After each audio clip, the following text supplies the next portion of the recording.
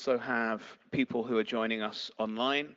The session is being streamed and will be recorded and published at a later date. The chairs for our session today are me, Leo Vagoda, Eric, and James, and we will be taking you through our session. We have essentially two sessions. But before we get into that, I'm just going to remind you we have a code of conduct. The idea of the code of conduct is to make everyone feel welcome. And it can be summarized as please be respectful to everybody else. If you treat everyone else with respect, then the session will go smoothly and everyone will have a good time. So I'm going to run through the agenda, and this is an opportunity for people to note whether we need to change anything, whether there's something that is missing. But before I do that, I'm going to point out that we have minutes from RIPE 83. They were posted on the 6th of January. We haven't received any comments on the mailing list. I'd like to ask people in the room whether they noticed any issues that need to be corrected, or if we can accept those minutes. I see some thumbs up and some nods. That looks good, so let's move ahead. So we've got two sessions today. We've got these 4 items, then we've got a coffee break, and then we've got another 4 items. This introduction, which includes the appointment of a co-chair, NRO NC update, a policy update from the RIPE NCC, and then we have got not a policy proposal, but a review of the IPv6 policy and the goals coming from Gert. Then there is a hot drink of your choice. When we resume, we have a registry services update to be followed by a concept policy proposal that arose from the database task force. So a volunteer has come forward to turn a recommendation from that task force into a concept for discussion, and maybe the working group will decide this should become a formal policy proposal, maybe not. Then there will be a discussion on the IPv4 waiting list. This got quite a lot of list discussion. And then the AOB and an open mic session. Now, throughout this, when we have questions, people who are here in the room can go to the microphones to speak, but it would be very helpful to us because we have a hybrid session and we have people who will hopefully be participating online and contributing online. If you could go to the Meet Echo side room link that came in your email this morning, click on that, and there is an icon with a hand. And when you want to speak, if you click that hand, that helps us manage the queue, because we'll have a single integrated queue and we can go and call the next person to speak.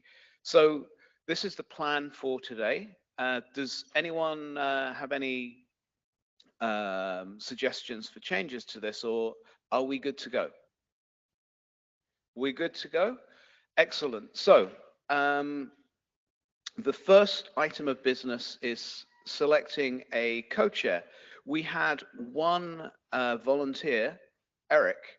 Eric is stepping down and nominating himself for reselection.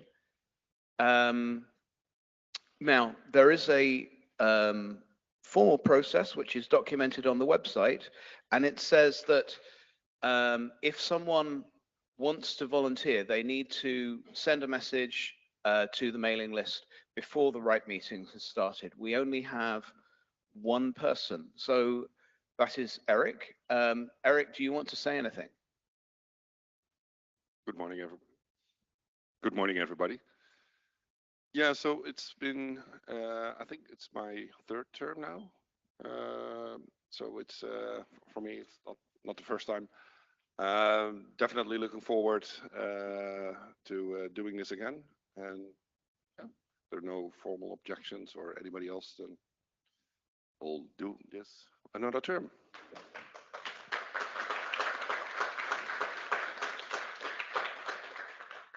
That sounds like a warm consensus to me. In that case, I think,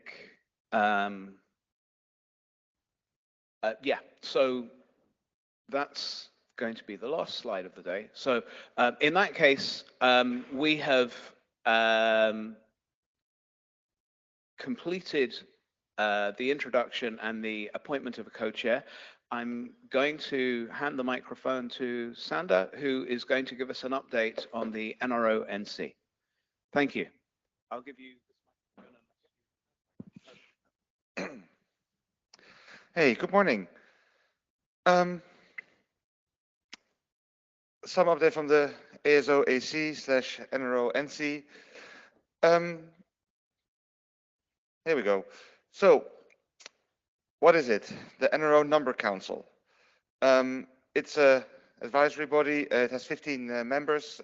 We have 3 members from each region. 2 members of the region are elected, and 1 is appointed by the board of the RIR. We're observers in the RIRs and ICANN. And to make it more interesting, every RIR has a different term for who they delegate to this group. So we do advise ICANN board on number things. We do the global policy development process review, and we actually appoint some ICANN board members and select representatives to ICANN bodies. So we have a monthly call.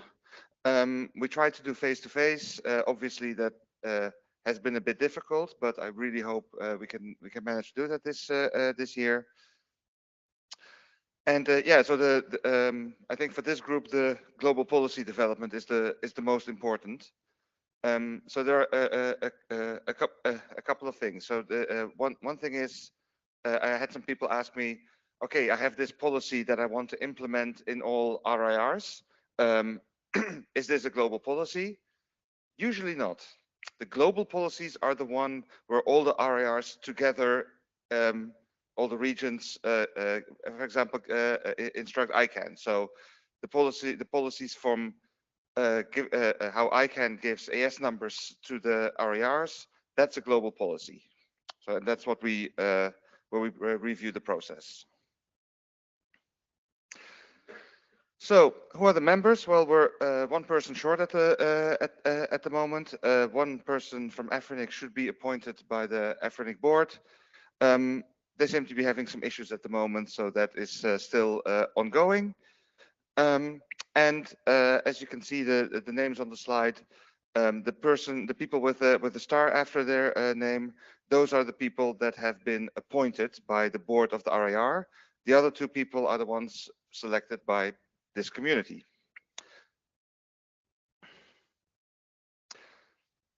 Now, like I said, a global policy development.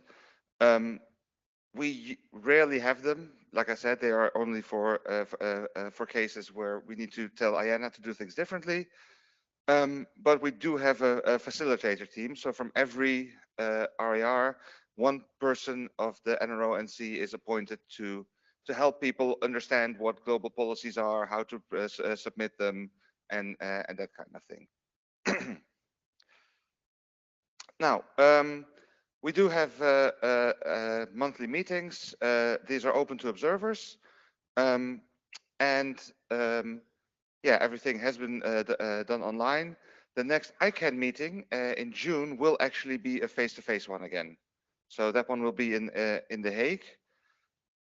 We have obviously open records on the mailing list.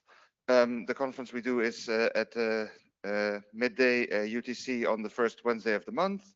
And I see I forgot to replace it 2021 by a 2022, but that URL also works for the 2022 meeting calendar.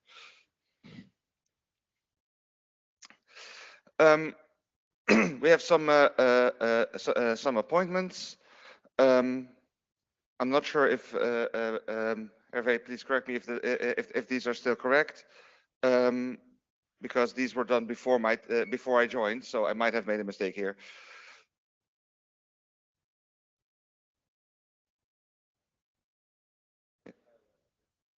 Okay, yep, check. So these are the current ones. Memora Akinori term ended, and there has been a new selection process.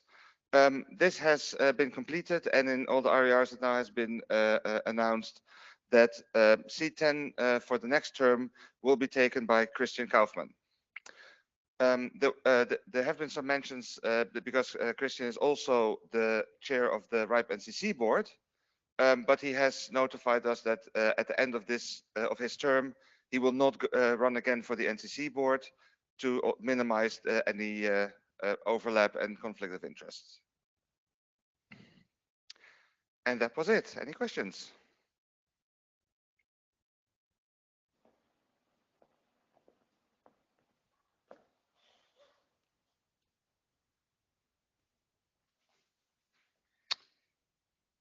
All right, in the room? So avec Clément, so Orange for one part, and a member of the ASOIC, as James and Sander as well. So thank you, Sander, for the presentation. So it was complete, etc. So thank you very much. When going to the microphone, I noticed that I completely forgotten to go to meet echo. So sorry for that. And just one additional remark. So there will be work about the update of the operational procedures of the ASOIC, because so during the last election, so we saw Christian Kaufmann win. So we saw that there was a problematic regarding the definition of the way we have to vote, etc., etc. So we decided to have a big update of this operational procedures. There was the possibility to be online, etc., because of the coronavirus, and there is the question of the missing place for Afrinic, because WAFA joined Afrinic, so it was impossible for her to belong to the SOIC anymore. So there will be this work, so this year and probably next year. Thank you. Thanks for the additional info. Yeah, and for the I didn't realize this, but if you the way the ASOAC works does have ICANN influences on it. So we do have quite strict procedures, quite strict ways of doing it. Like for example, when we conclude the meeting, somebody actually tables a motion to end the meeting, and then somebody seconds that, and then we close the meeting. This is for this crowd, it's a little bit different style of working. So, but we do try to keep all these procedures very correct and very strict.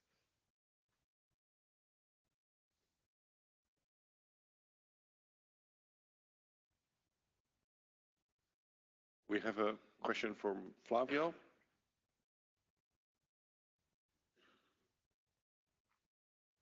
Is that online?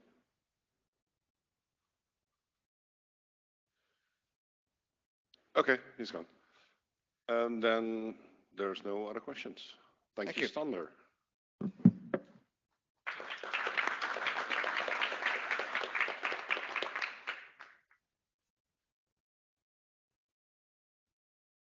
Angela, the floor is yours.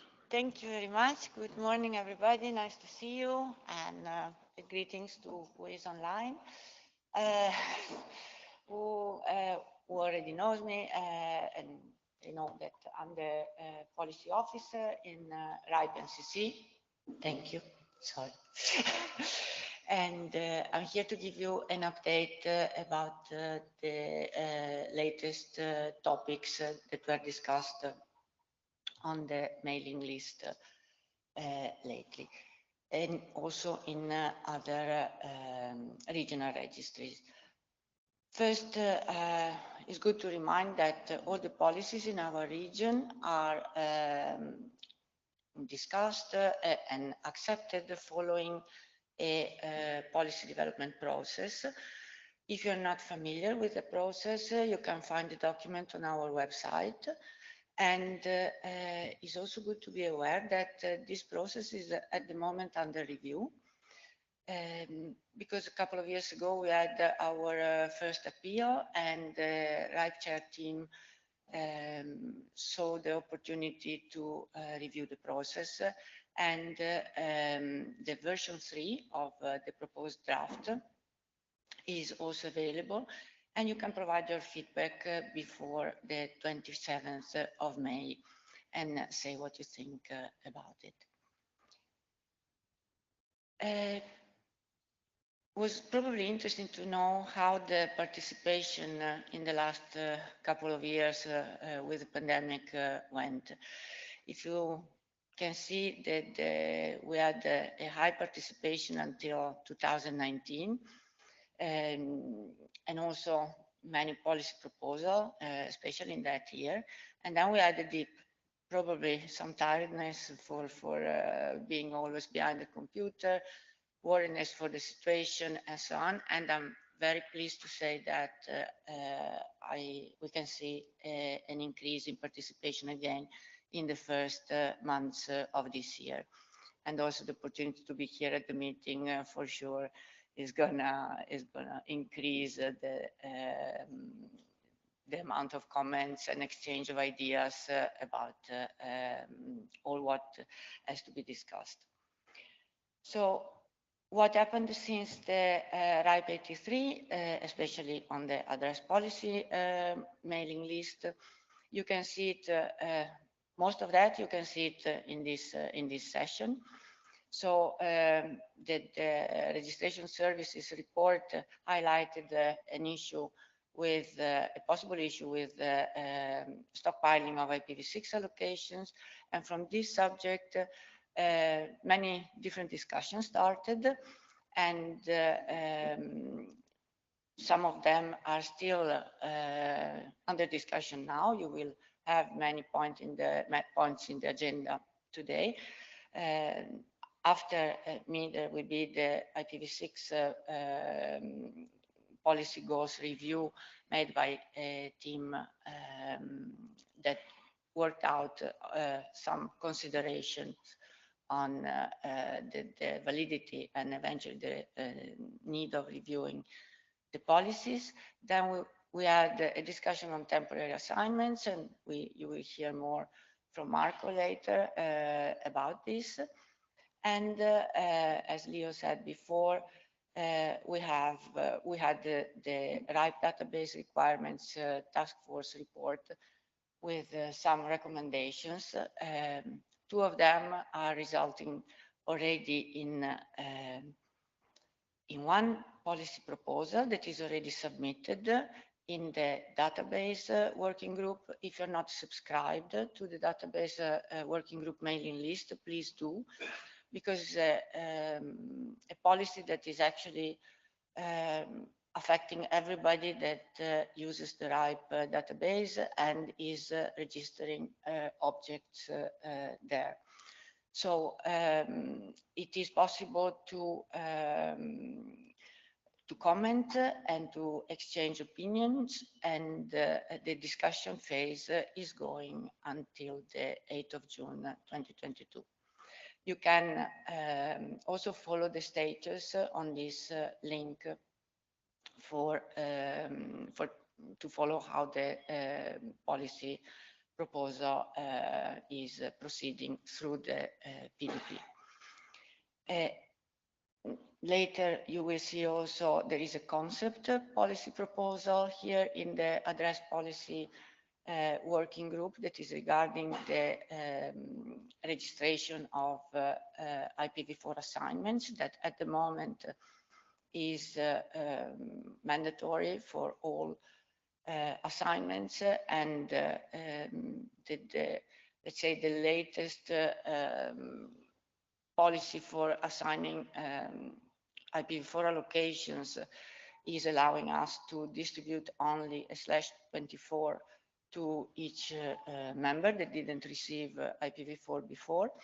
So because of the need of registering assignments, is now necessary to register 2 smaller assignment /25 that of course are not always corresponding to reality in the assignments that operators do in their networks.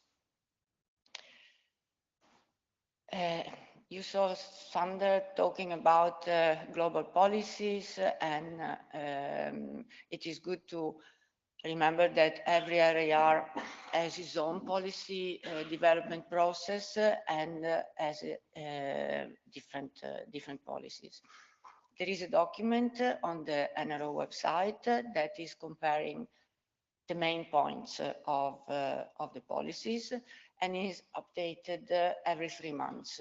So let's say it is a good reference for the main topics, but I would suggest you to look into the policy of each RARs when you want to know the details.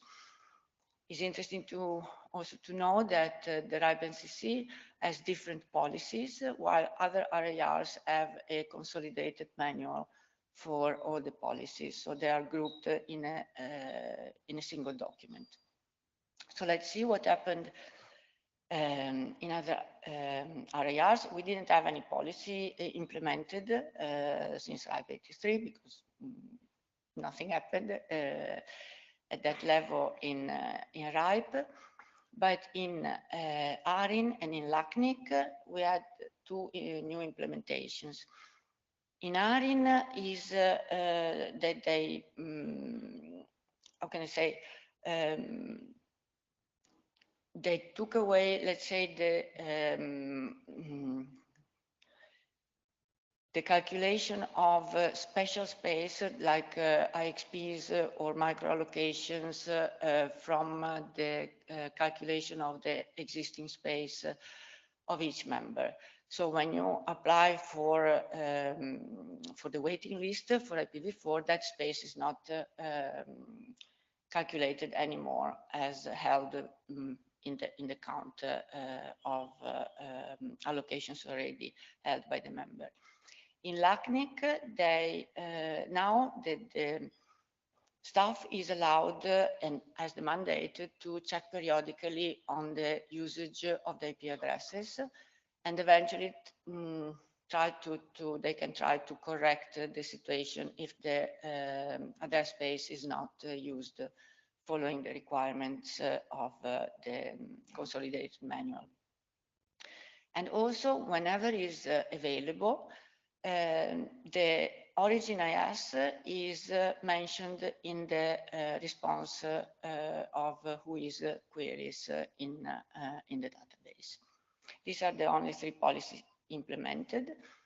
And I grouped now the policies under topics, let's say, because and also in a sort of chronological order, because these are the older discussions that we see in AFRINIC and LACNIC. They are about a review of the PDP. In LACNIC, there are 6 policies that are modifying different parts, but they are all, let's say, awaiting for a new version. Curious to know, in LACNIC, every version of the policy has to go through the whole process and then can restart, the process for the PDP can restart with a new version. So we are in a stage waiting to see if the proposer is preparing a new version or not. Hot topic always are transfers. We have a policy that reached consensus in AFRINIC, but is under appeal.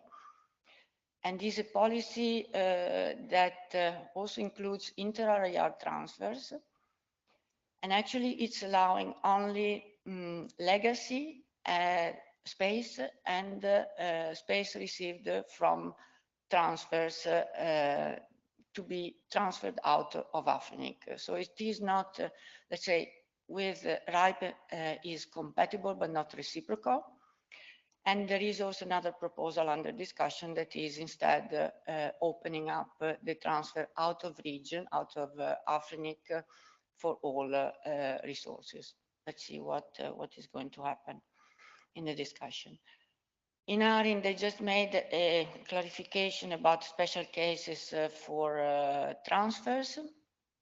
And how can I say, the second one is really clarification of the text, and the first one is allowing to receive a small allocation when they wanted to transfer, let's say, a larger, how can I say, a larger block. So let's assume that a member has a large block and he needs only a small part of his allocation. There would be the option to divide the allocation into parts. One is kept and one is transferred.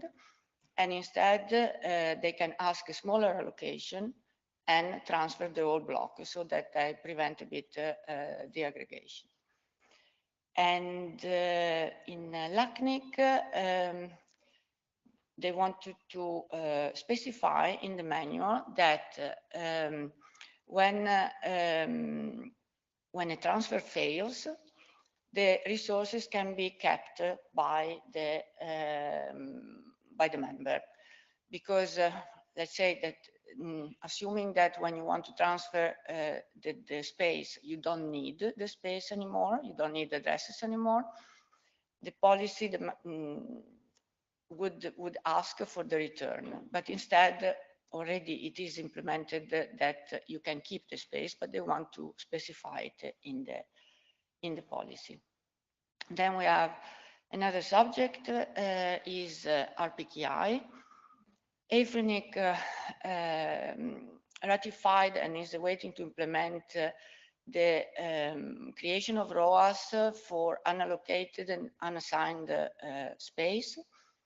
This is very similar to a proposal that didn't have success in our region, and is actually allowing the creation by AFRINIC of a TAL that can be optionally downloaded, creating ROAS for this space with AS0 as origin.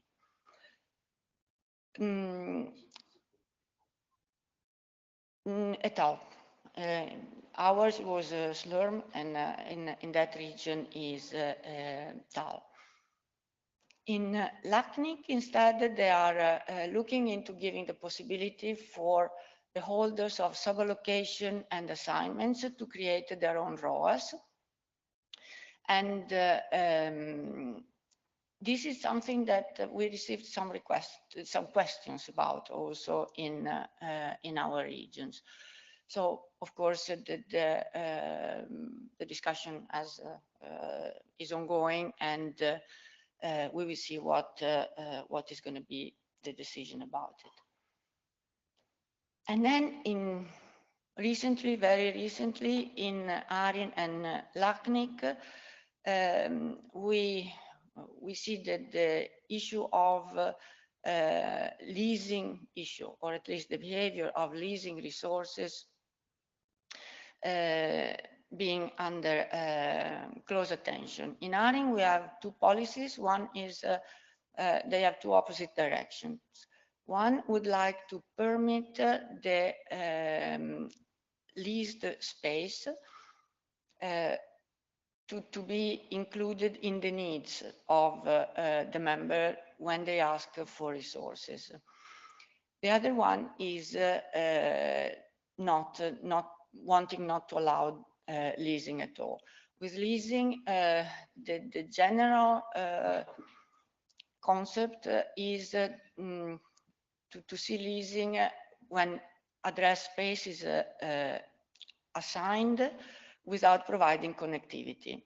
So there are some discussion, especially in LACNIC, where there is a similar proposal, when let's say that the not providing connectivity is one of the factors that can define leasing, but also they are discussing about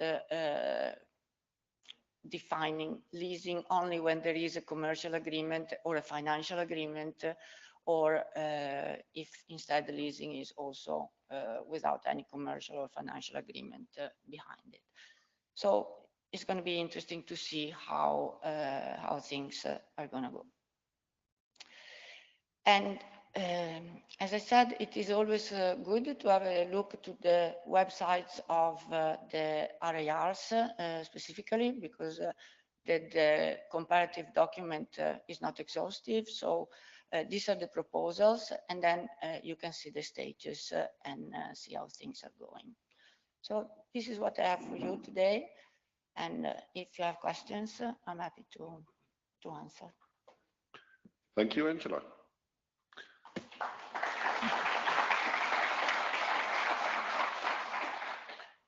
It's been a while since we did policies here in the RIPE region.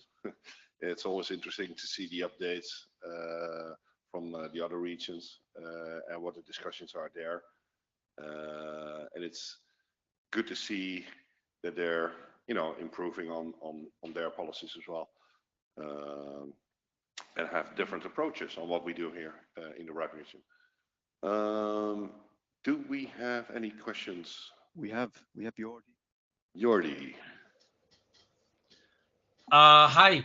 I just want to clarify something about the last point that Angela just presented. I am one of the authors of the no leasing proposals. This proposal is being prepared also for APNIC and AFRINIC. The point here is to stress that we are not changing the actual situation. So both in LACNIC, AFRINIC, and APNIC, there is a special text either in the policy or in the RSA that states that leasing is not allowed. So what we are doing is not changing the actual situation, but just stressing or clarifying that, because some people, it seems, they forget about that. Just want to make that point. I owe you a response, Angela. I will do as soon as possible. Thank you. Thank you. Thank you, Jordi. Thank you very much. Anybody else? Any other questions? Not online? Thank you, Angela. Thank you. Bye-bye.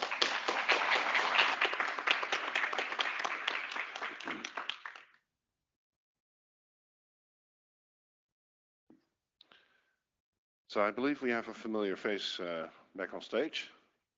How does it feel? Just a random from the street. All right, Gert, take it away. Good morning, dear working group, to keep to established standards. So I'm not your working group chair anymore. I found other people to do the work, and that is totally cool. But they, of course, found ways to keep me busy.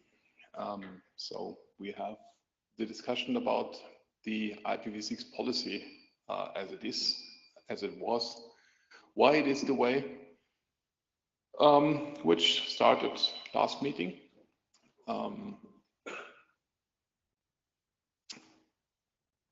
The new incoming working group chairs said we should overhaul all the existing texts because they are old and people have used bad language and all that, and we have to keep ourselves busy.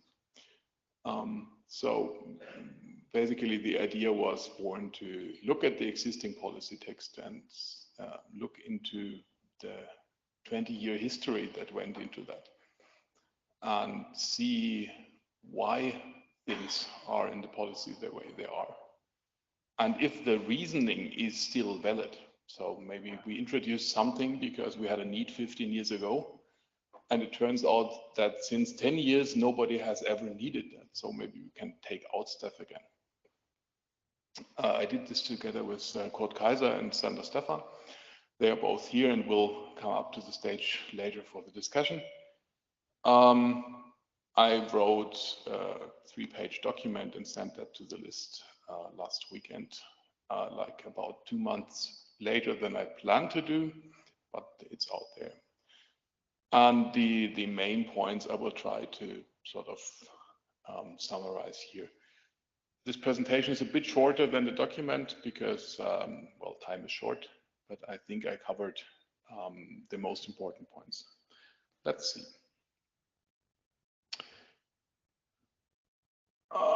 The beamer is missing actually the headline. The headline should say the easy bits. And then it says the complicated stuff and the nasty bits. Yeah, anyway, that's the easy bits. The underlying idea of the IPv6 policy has always been encourage IPv6 adoption. So make it easy to get IPv6 addresses.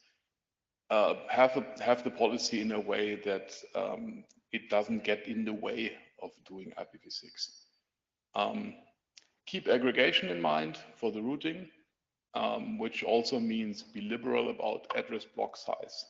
So if you do internal aggregation in your network, you cannot be as efficient as if you do really packed address assignment, and the blocks we assign are so big that you can do that. Conservation is, of course, still a thing, but it's not like we are going to run out of IPv6 anytime soon. So conservation was never the primary focus of the IPv6 policies. And one of the important bits that we always wanted to achieve is there should not be an incentive for ISPs to force their customers to use NAT. So not if they want, but not like IPv4 where the customer has one address and if they want to connect the network, they have to use NAT. I think these points are all still valid and we did a good job on that. So we have a fairly liberal allocation policy.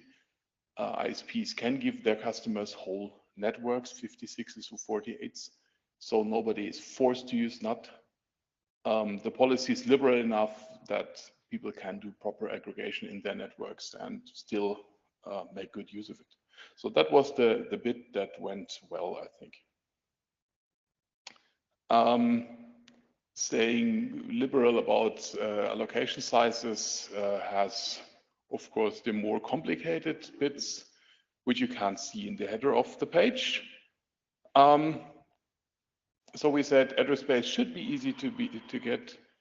Do not be more conservative, but at some point there has to be a boundary because otherwise everybody will go for /10 and then we will run out of v6 space very soon. But there are, of course, very large networks that have, well, large needs. What we did over time was we started with an allocation size of 35s, which was, well, the early days, 1999, still very conservative. Then this was extended to a 32. Some years later, extended to a /29. The 29 is sort of, if you want a 32, you can have a 32, but if you want a 29, you can have a 29. So this is, you just ask for it and you get it, no documentation needed. And I think this works out nicely for, say, 99% of all requests. And this is good. Saves time, saves effort, makes people happy, makes the NCC people happy. But then there's larger allocations. And we say there must be documentation. So even for just one bit more, 29 to 28, you all of a sudden have to bring a stack of paperwork and document why your network is so huge that a 29 is not big enough, which can be a costly thing. So people have been tempted to just open 4 LIR accounts to get a 27 instead, because that's cheaper than getting that sort of documentation. Some people actually went for the documentation to justify a 24 or so, but it has been a lengthy and costly process. So this is something where the policy is creating a bit of friction. I'm convinced that we cannot just open it up, because if we say you can have whatever you want, people will get whatever they want and the NCC will run out of v6 space. That's not good. But maybe we can sort of like make the step a bit, oops, sorry, make the step in requirements a bit less steep. So not from 0 to full, but like a bit more documentation, and the bigger the block gets, the more thorough it needs to be. Just as something that came up looking into this. HD ratio. This is the thing that you all love. You're all engineers and this is mathematics, and it's a very nice formula to model the way aggregation works in multiple levels of aggregation, and you have loss on every level of aggregation, and then you have a mathematical formula that perfectly models this by a logarithmic scale, and nobody understands that. So even the first version of the policy had a table in the appendix that said, so for usual allocation sizes, this is the percentage that you actually need to fill, because nobody understood HD ratio. But still it was there very prominently in the policy itself, while the table is just in the appendix. And well, it has been brought up, and I tend to agree that this is, while mathematically correct, not a way to write an easy to understand policy. So maybe it could be rewritten to put the number like 5% for a 29 into the policy text itself, and put the HD ratio and the rationale and all that into an appendix, or just get rid of it. Since we basically have one size fits all allocations for most people anyway, this is a bit moot. Also, there's interesting text in there relating to the measurement unit, the 56s, which is also very scientifically correct, but totally ununderstandable. The document I made around has the quote from there. So another area that at least warrants some document work, I think, is the special policy for special networks. When we started with this journey, we had no provider independent space. So you either are an ISP or a RIPE member, then you get your 29 or 32, or you are not, then you get no space. But it was recognized that a root DNS server operator would need address space tied to the root name service. So not to the network otherwise, but really to the root name service. Same for Anycast DNS operators servicing TLDs or enum, whatever that was. Also, internet exchange points, of course, need address space for their fabric. So not for the web server, but for the actual fabric. These are special because they cannot be tied to any of the member space. And if you want to renumber a root name server, it's a real big thing. So it made sense to have special policies for them. What did not make so much sense is that the information is spread over 3 different documents. The Anycast DNS stuff is in the main policy. The root name server, they have 2 different policy documents, one for IPv4, one for IPv6. Oh no, they don't have special v4, they only have special v6, I think. And IXP has 2 documents for v4 and v6 actually. So we could either say this goes because they can use v6PI today, or we could just combine this into the main IPv6 policy, maybe kicking out enum in the process, because that is really a historic thing, as there's no enum TLD operators anymore, as far as I understand.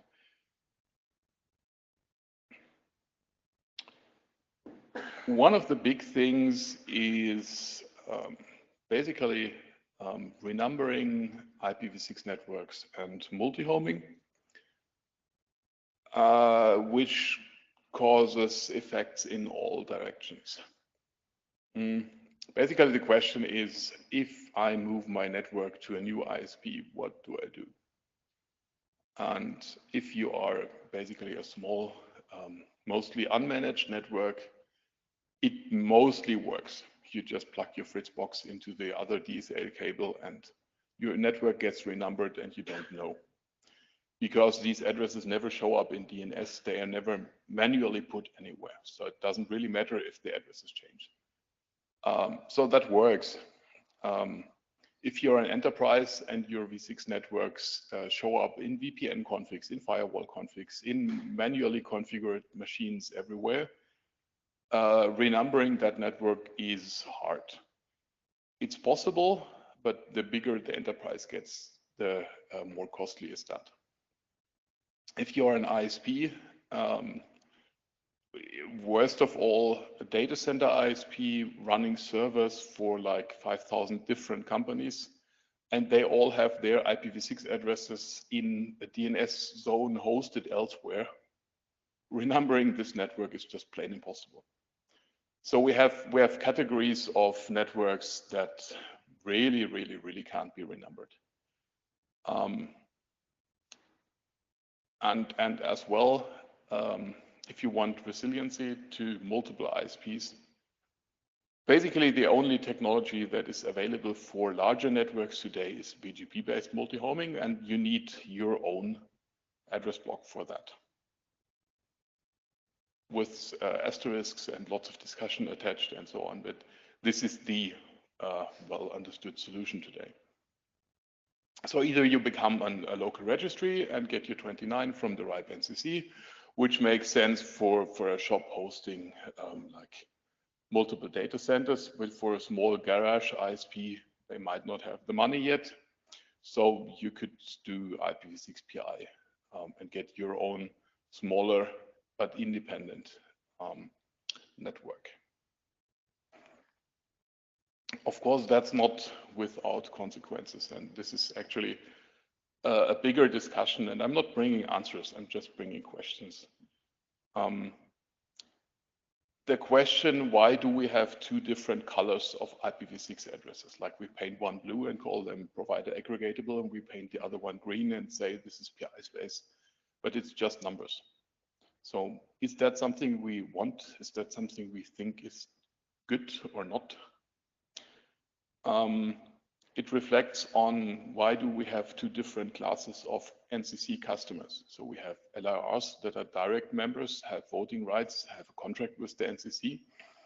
And we have PI holders which have an indirect contract, pay much less money per year for their PI space, have no voting rights. Is this good? Is this, I should stop doing that. Is this good? Is this bad? At some point, I've heard rumors that the NCC board doesn't like the construction with the PI space and the indirect contracts because it creates quite a bit of work for them. What I hear from my customers is that they actually like this approach because they like dealing with a German company with just German bank transfers and all that, and leaving all the international dealings with the RIPE NCC to us, and we're happy to do that for a small fee, of course. So this is also a bit of tension. Of course, everybody wants their own space and they want to keep it forever. Nobody wants to renumber, nobody wants to do any work. But on the other hand, everybody who has their own space in the global routing system is eating memory in my routers. So why should I care? Their convenience, my cost. So again, it's a field of tension. The current model that we have, I think was, when we invented it, a good compromise. It said there is a cost to PI, so it's not like it's totally free. If you really want it, 50 euros a year is not much money. But if it's just for vanity reasons, maybe it's too much money. So it's a bit of discouragement, and there's a yearly fee, and this is hassles attached to it, which I think does the job. But this is certainly something we should revisit every now and then. So this says aggregation on the top. And this is actually also a complicated topic. The existing policy text recommends that when announcing your blocks to the internet, you should aggregate wherever possible because it's good for the common everything, and you really should do so. The policy we have enables address holders to do so because the address block is so big that usually you never need a second block. So everything you have can be in one block. That block can be nicely aggregated externally and internally. So if you want, you can. But there is no big stick. Like if somebody says, yeah, it's just a recommendation, but I have plans, and for my plans, I really need to do traffic engineering by announcing every single 48 out of my address space. That's like many thousand routes extra in the global table. And nothing in the text says this is forbidden. And nothing anywhere says the routing police will come and cut your cables if you do that, because there is no routing police. So even if you have a company that has some people in the company that really understand that global routing needs aggregation, and you have 10 others that say, yeah, but it would be much more convenient to do a serious number of deaggregated routes. It's hard for the people with sanity to actually point to a document that say, yeah, but there's consensus that we really shouldn't do this, because there's no like clear guidance document. We have nothing that says up to 10 prefixes is fine. More than 20 is considered routing violation.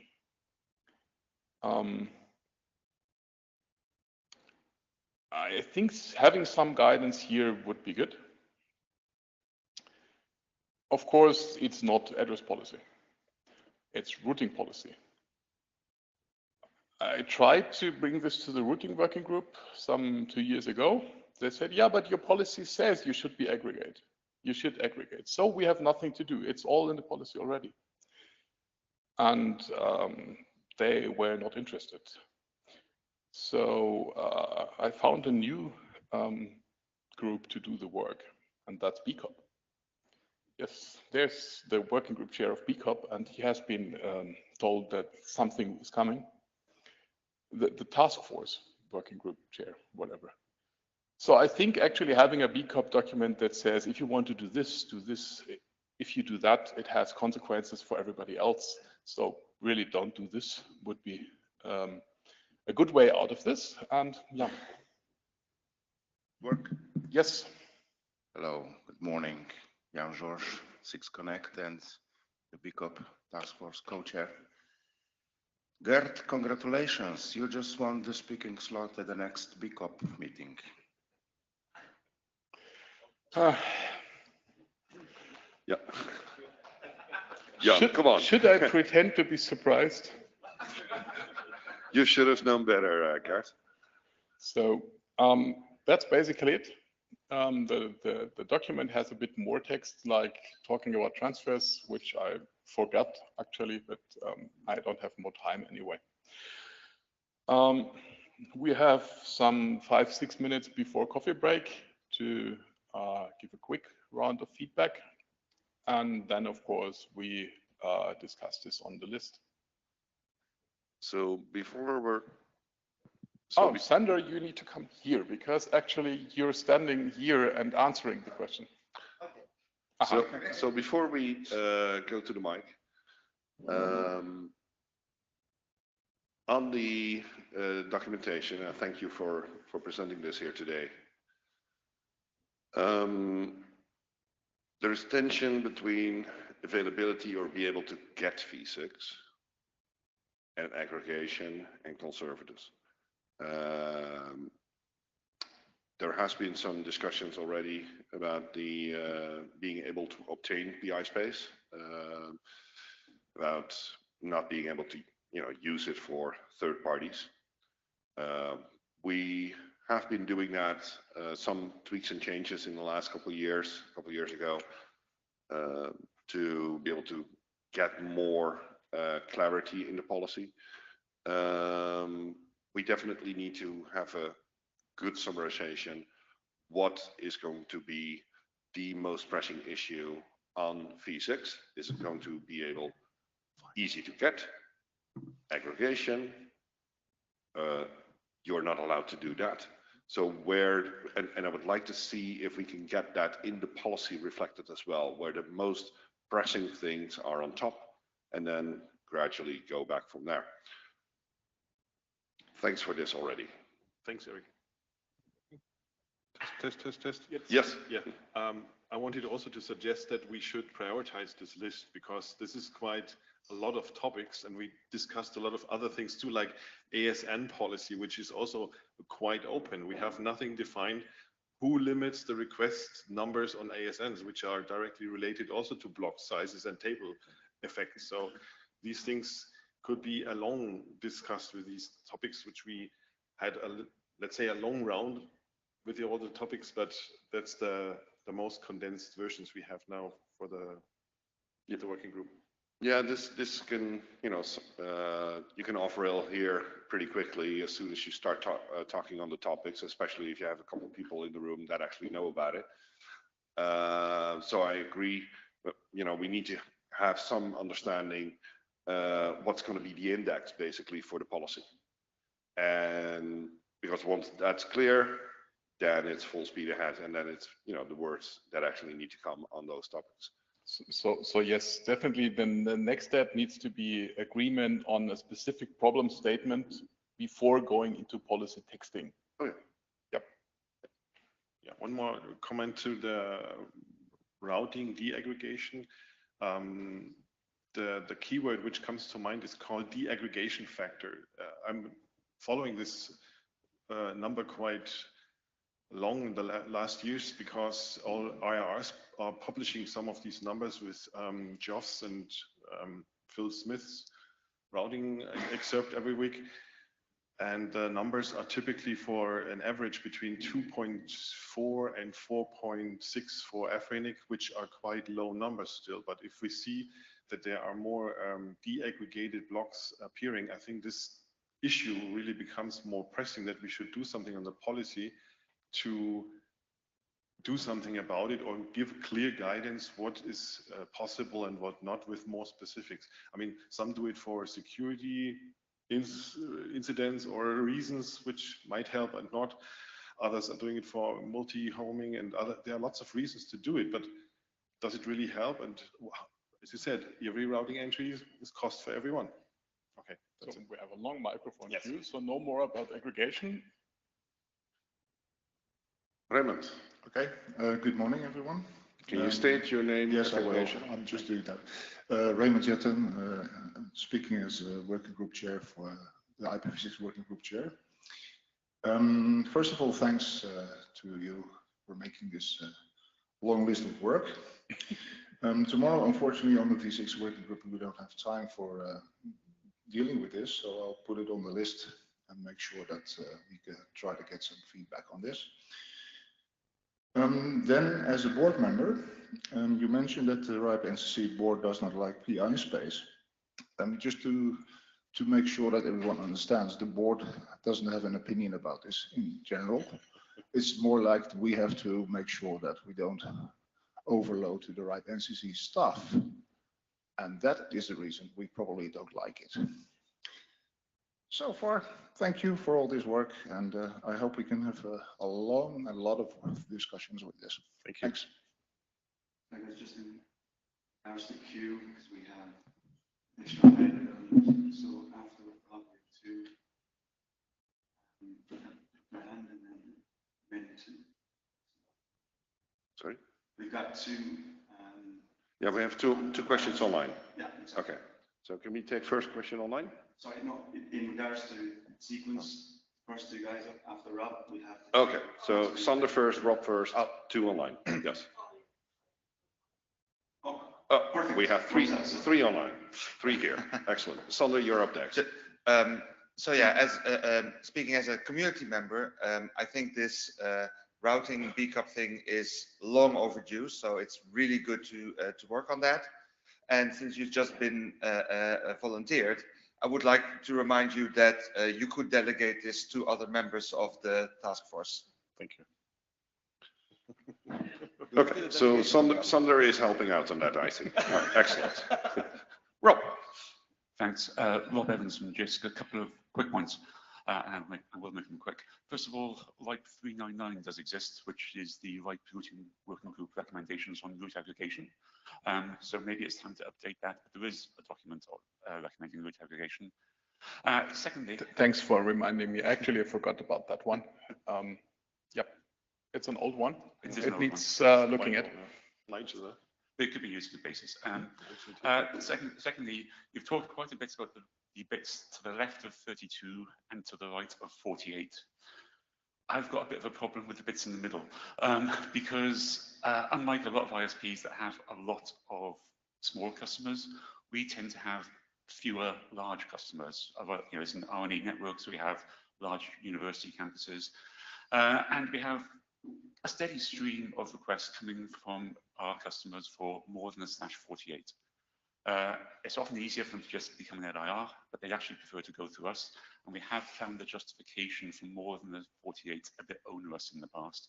So it would be really useful for us if we could find an easier way to justify more than the 48 where there is clear justification due to, say, hierarchy within a multi-campus university. So in that case, because the policy says /48 per site, would the more liberal interpretation of site be any help? I don't think that would actually make sense because if it's a multi-campus, I fully understand what this. Yeah, usually it's easier if it's like all of your business and you can just do business units with like 40s. But if it's not a business unit, but actually a separate entity, I think the policy says go and ask the NCC hostmasters, which is that's where there's been a bit of a yeah. I don't know yep. the solution. No, that's actually something. Thank you. We could add it to the I list. had totally did not have that on the radar, but this is something that we should look into. Thanks. Thank you. Maximilian Imek speaking. As a former IPv6 PI holder, I heard quite frequently that some people complain that that it's much easier to get multiple /48 PIs instead of one larger allocation that might be aggregated in the future if an end user decides to get transport between sites. So handing out multiple /48s in aids for multiple state instead of handing out, for example, a /47 or /46 might prevent future aggregation. Is there any, do you have any comments on this? It's an idea we could note that there's demand for it, yeah? I've heard that brought up before. I've never actually picked up the idea and went to work on this because in the cases that were brought to me, I always thought you could just use provider aggregatable space. I don't care about your vanity space in these specific cases. So I was not maybe the most enthusiastic person about this. But yeah, it's actually good you bring this up. So we might look into it. I suggest we compare numbers. What would be the effect if we could just see what demand is out there, like the HD ratio we talked with Angela about the last 10 years, how many HD ratio requests were filed in the RIPE NCC, and then it came up, why keep it that complicated? The same thing if we have numbers and we can see how urgent it is or what effect it will bring to the table, then we could discuss it. Good point. I think we have so much space, we could actually easily afford going to 46, so just 44. Noted, put it on the list. Yeah. So I have a question then on that. Requesting the space to instead of a 48 to a 47 or a 46. But if it's multiple sites, is it also going to be deaggregated and routed separately? It might be, because that would actually defeat the purpose, or it might be routed separately in the beginning when there isn't that much infrastructure, but might be aggregated later. And after all, it's the same amount of space you're handing out. So handing it out in one block could open the door to aggregate it later. Even with the same /48 per site requirement, it might make sense to just hand it out as one block to allow organizations to aggregate it later once they have the infrastructure to actually do it. And as we discussed earlier, renumbering is hard. So how So handing out 47 instead of 2/48 might not bring an immediate effect, but is beneficial in the long run. Okay. What I've heard is like you have 5 sites and you can easily get 5 48s, but to have an aggregatable block would be 8 48s then, and you cannot justify these 3 because you have no sites, and there is no policy that says you can just round it up. In the large number, maybe I really should go for one of these. And yeah. Anyway, in the large, in the amount of V6 space we have, going for 45 would not make a dent anywhere. But it's not allowed by policy. This is what we suggest, that we put in the obligation to keep it aggregated together with the request. I mean, even if they plan later to have the networks connected and everything, if we hand out a big block, it should stay in the table just as a single entry. And then it's good, because then it's part of the policy. It's definitely interesting to look into this. Yeah, so one is like address demand and the other is like routing obligation. Yep. Excellent, thank you. Thank you. Do we still have someone online? Not in the queue. Yeah, George, 6 Connect. Let me change of topic, not aggregation, because I see you are going through a lot of all other stuff that you want to change. Where do you want to go? No, we don't want to change. We suggest topics you should discuss. Okay. What I get more and more is that people applies for IPv6 PI space because they have 1 or 2 racks rented in one data center somewhere and they're multi-homed. And then they are used to explain things. If they want to get addresses, they're used to explain things from IPv4. And then they go and explain things, how their system is running. And then they mention, oh, and we also have this neighbor's server and our business partner server in our rack. And they get denied by RIPE NCC because you must be running just your services and your hardware if you want to have a PI space. And then with the bleeding heart, I tell them, well, lie. And lying in IPv6 should not be a default. And I think we need to change and make it easy for people to get IPv6 and deploy it, because then they send email to me and they complain to me. They come crying like a baby. Yeah, we were denied by RIPE NCC. You know, telling us to implement IPv6, and then RIPE NCC is not giving us space. What should we do? And then I tell them, okay, just don't mention it, and you will get IP. But most of them say, I will not deploy IPv6. I'm done. That's a reflex, yeah. Yeah. So at some point in the past, I have suggested looking at the text and saying, you cannot host like a server in there, but actually look at who is managing the network. If it's your network, you're running the /64, then it doesn't really matter what's inside the /64. Yeah. So maybe we should go back to that idea and focus more on the network than on the servers inside the network. Exactly, because there needs to be some gray space. It's not black and white. I seem to remember why we have this, and this goes actually back to the first slide. This one about the N to 1 NAT. What we definitely did not want back then when we introduced PI, there was the worry that because it's cheap, ISPs would just get a cheap PI block, not become a RIPE member, and give a single address to each of their customers, forcing them to do NAT. And this is what we definitely did not want. And we succeeded in not getting there. But it had the side effect to actually kill garage ISPs, which exactly. So maybe make a distinction between hosts and routers.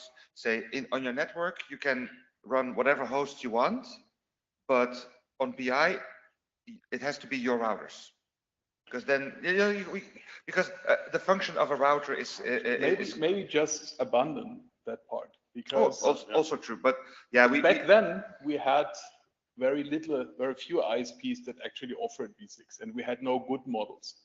Now we have sufficient access ISPs that give you a 56.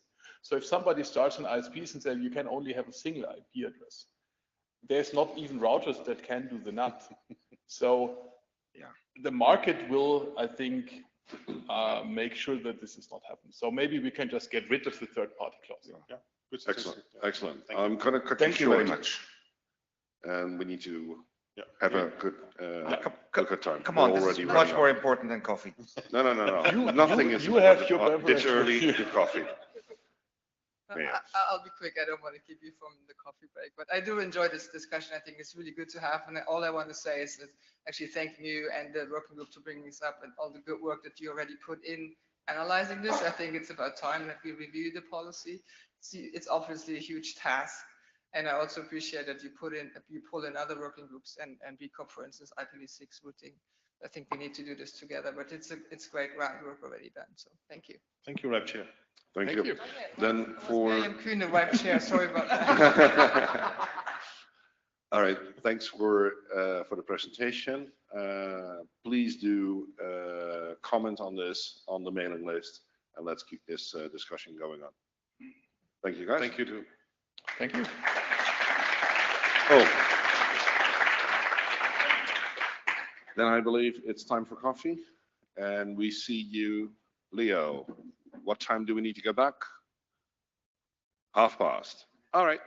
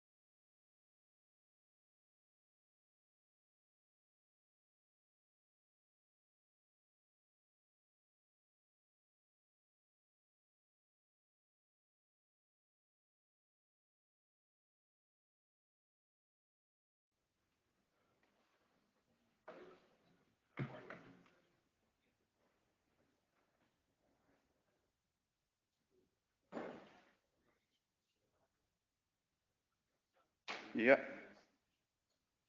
Okay, and the slide.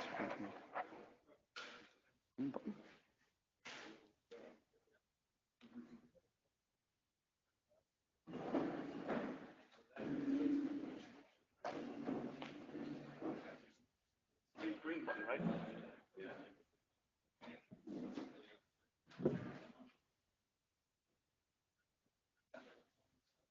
The big green Middle in this one here.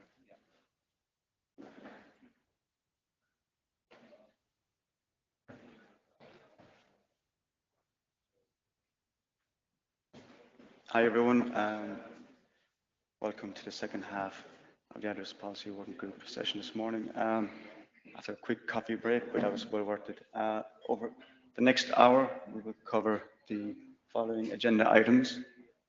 So Marco will give us an update from RIPE NCC's registry services, followed by Q&A. We have, sorry, it's in front of me. Then we have a concept policy proposal, extra emphasis on the word concept, and that's from Jeroen. And then we'll have a discussion on the IPv4 waiting list, which Eric will moderate, and then we'll have some time left over for Q&A. It will be open mic, so yeah, if there's any topics we haven't covered at any stage this morning, that would be the ideal time to raise it and we can have a discussion. So without further ado, welcome Marco to the stage.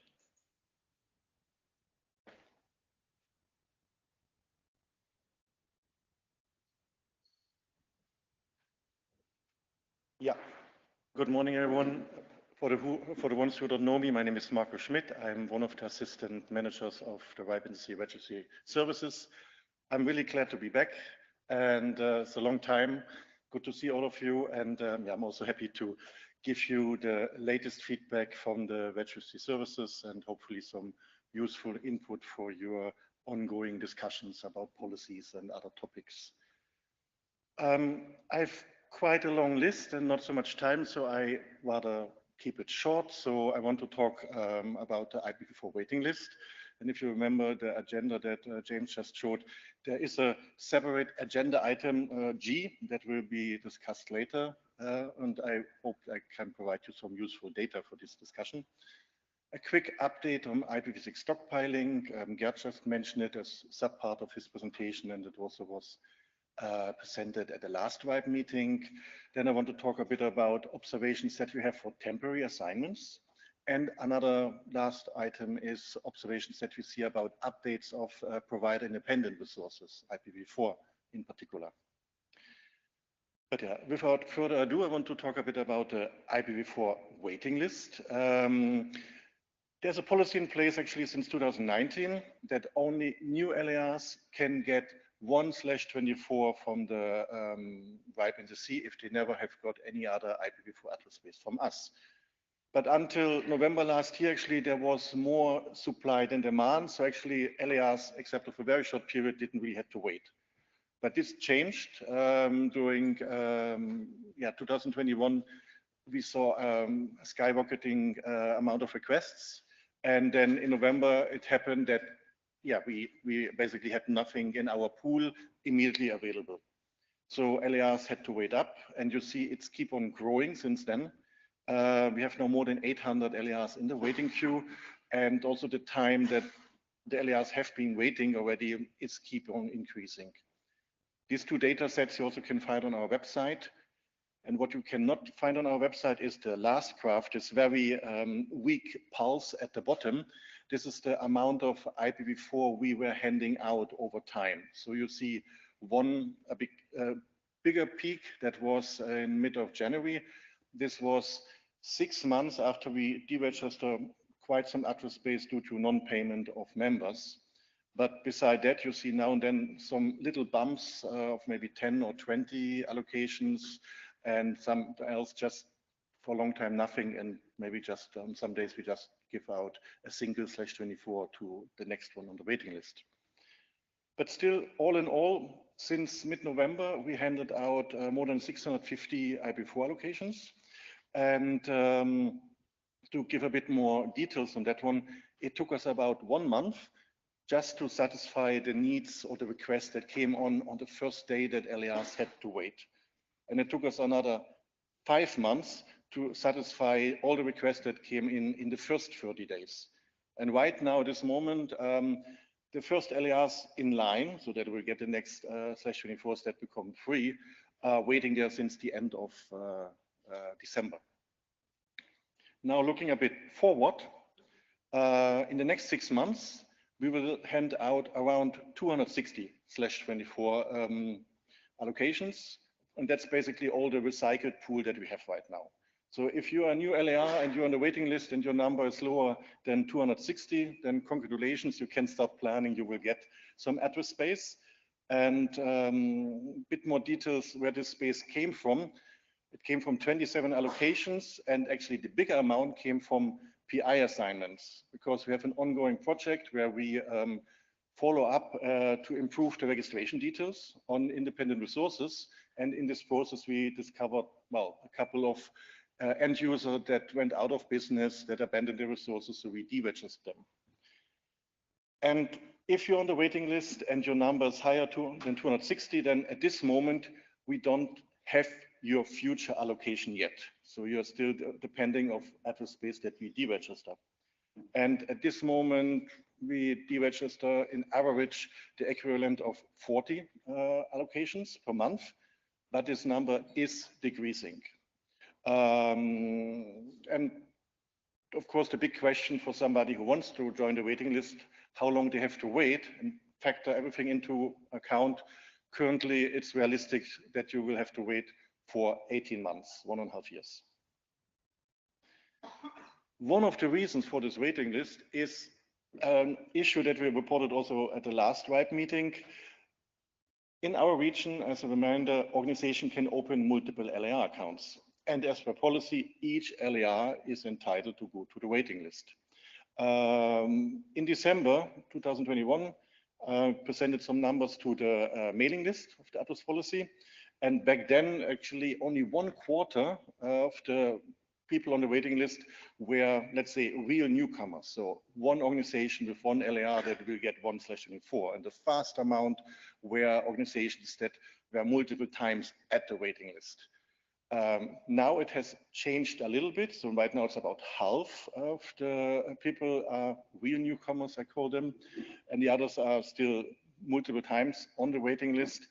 The change is mostly related that in December there was still the leftovers of the multiple LAR accounts that were rushing to get IPv4 while it was still available without waiting list. So we still have this situation that real newcomers have to wait longer because there are so many multiple LAR accounts in front of them. And why they do that?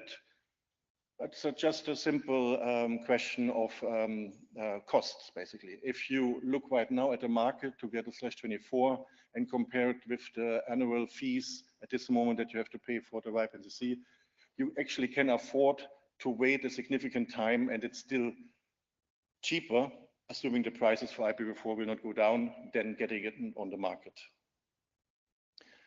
And this actually, there is a bit of, well, not a bit, there's a conflict with the intent of the waiting list policy, because this was clearly identified as something that should give the opportunity for real newcomers to get a bit of IPv4.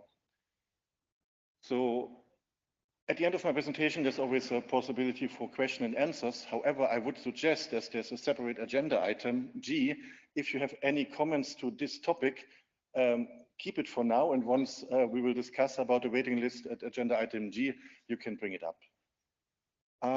Another topic that I wanted to bring, and I actually will keep it very short for the time, and also Gerd actually talked about it. It's a quick update about IPv6 and some effects we see there about stockpiling, that we, like Gerd said, it is easier for some organizations to just open multiple accounts and get a /29 allocation instead of justifying larger blocks, which is quite cumbersome at this moment.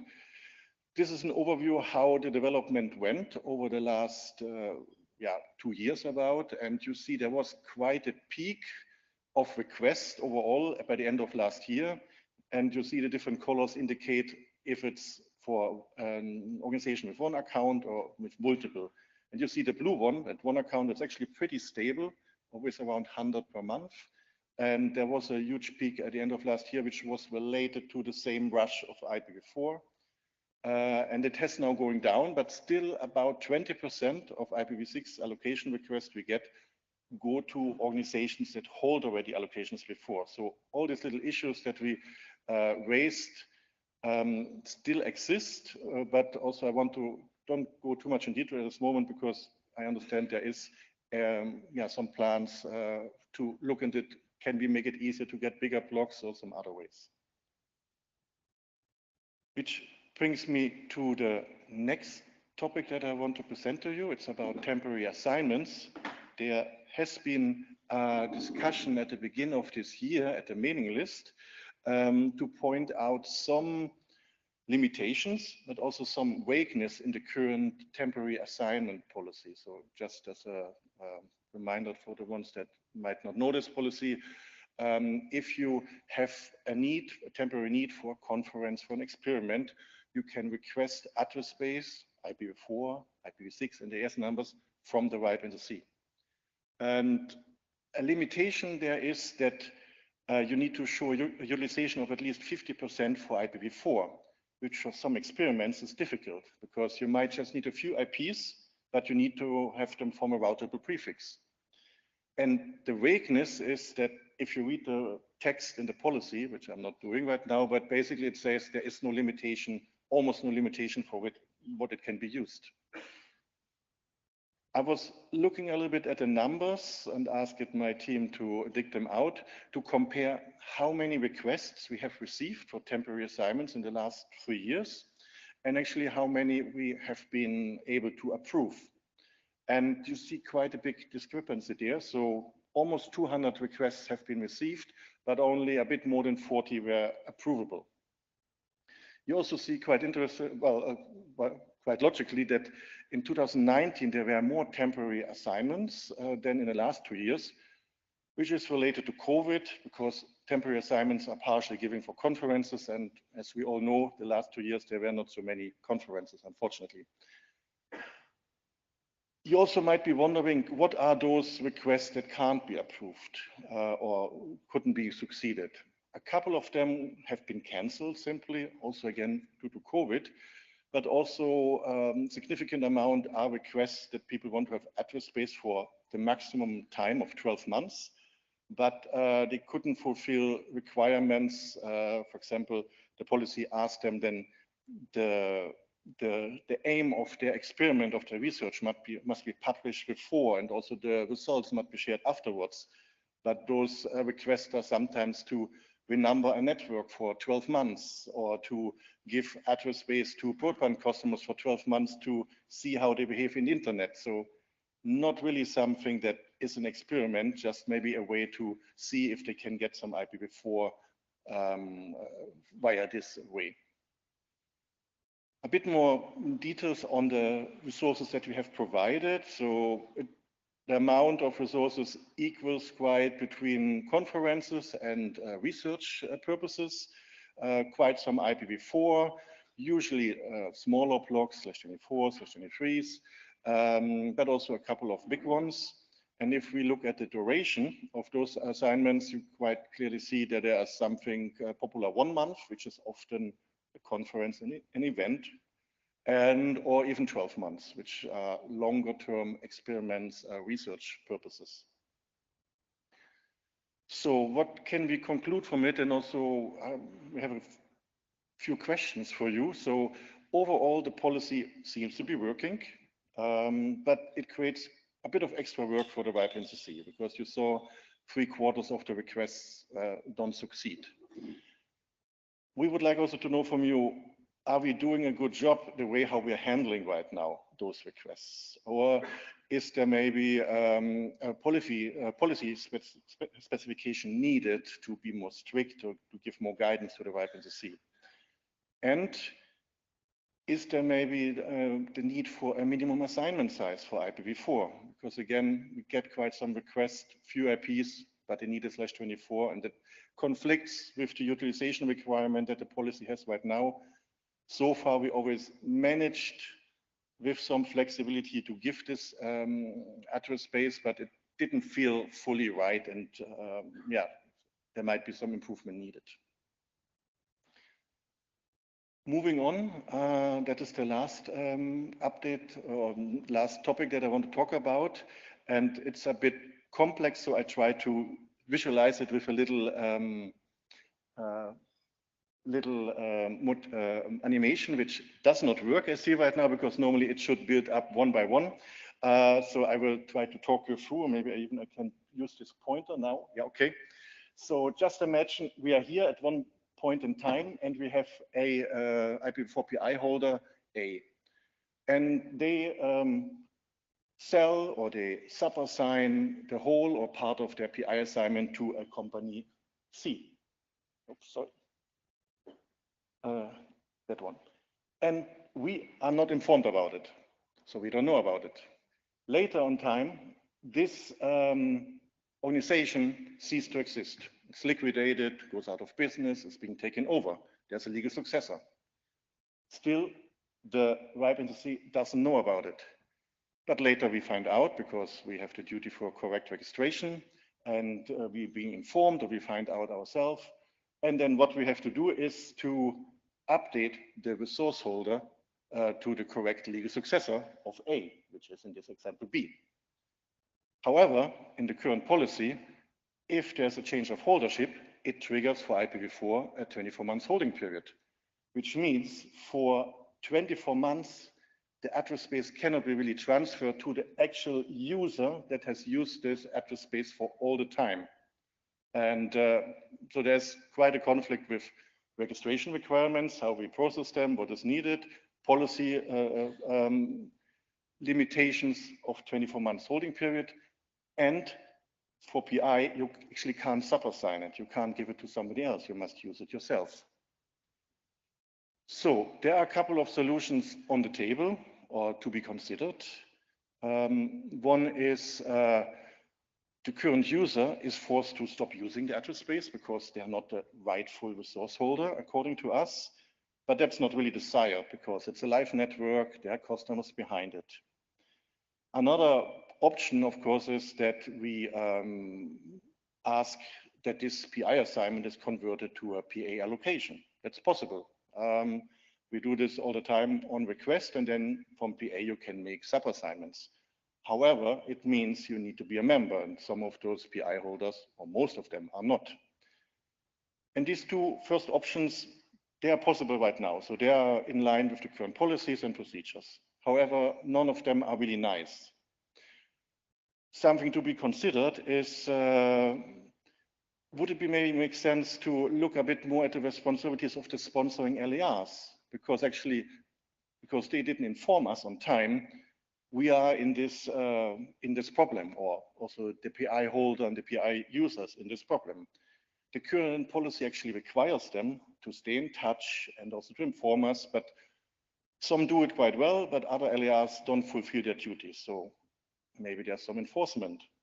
Also earlier for IPv6, it also was mentioned, should be there maybe the whole concept of sponsoring LER being reviewed, because not all of them do what they should do. Another option would be to review the sub-assignment ban that is currently on IPv4 PI.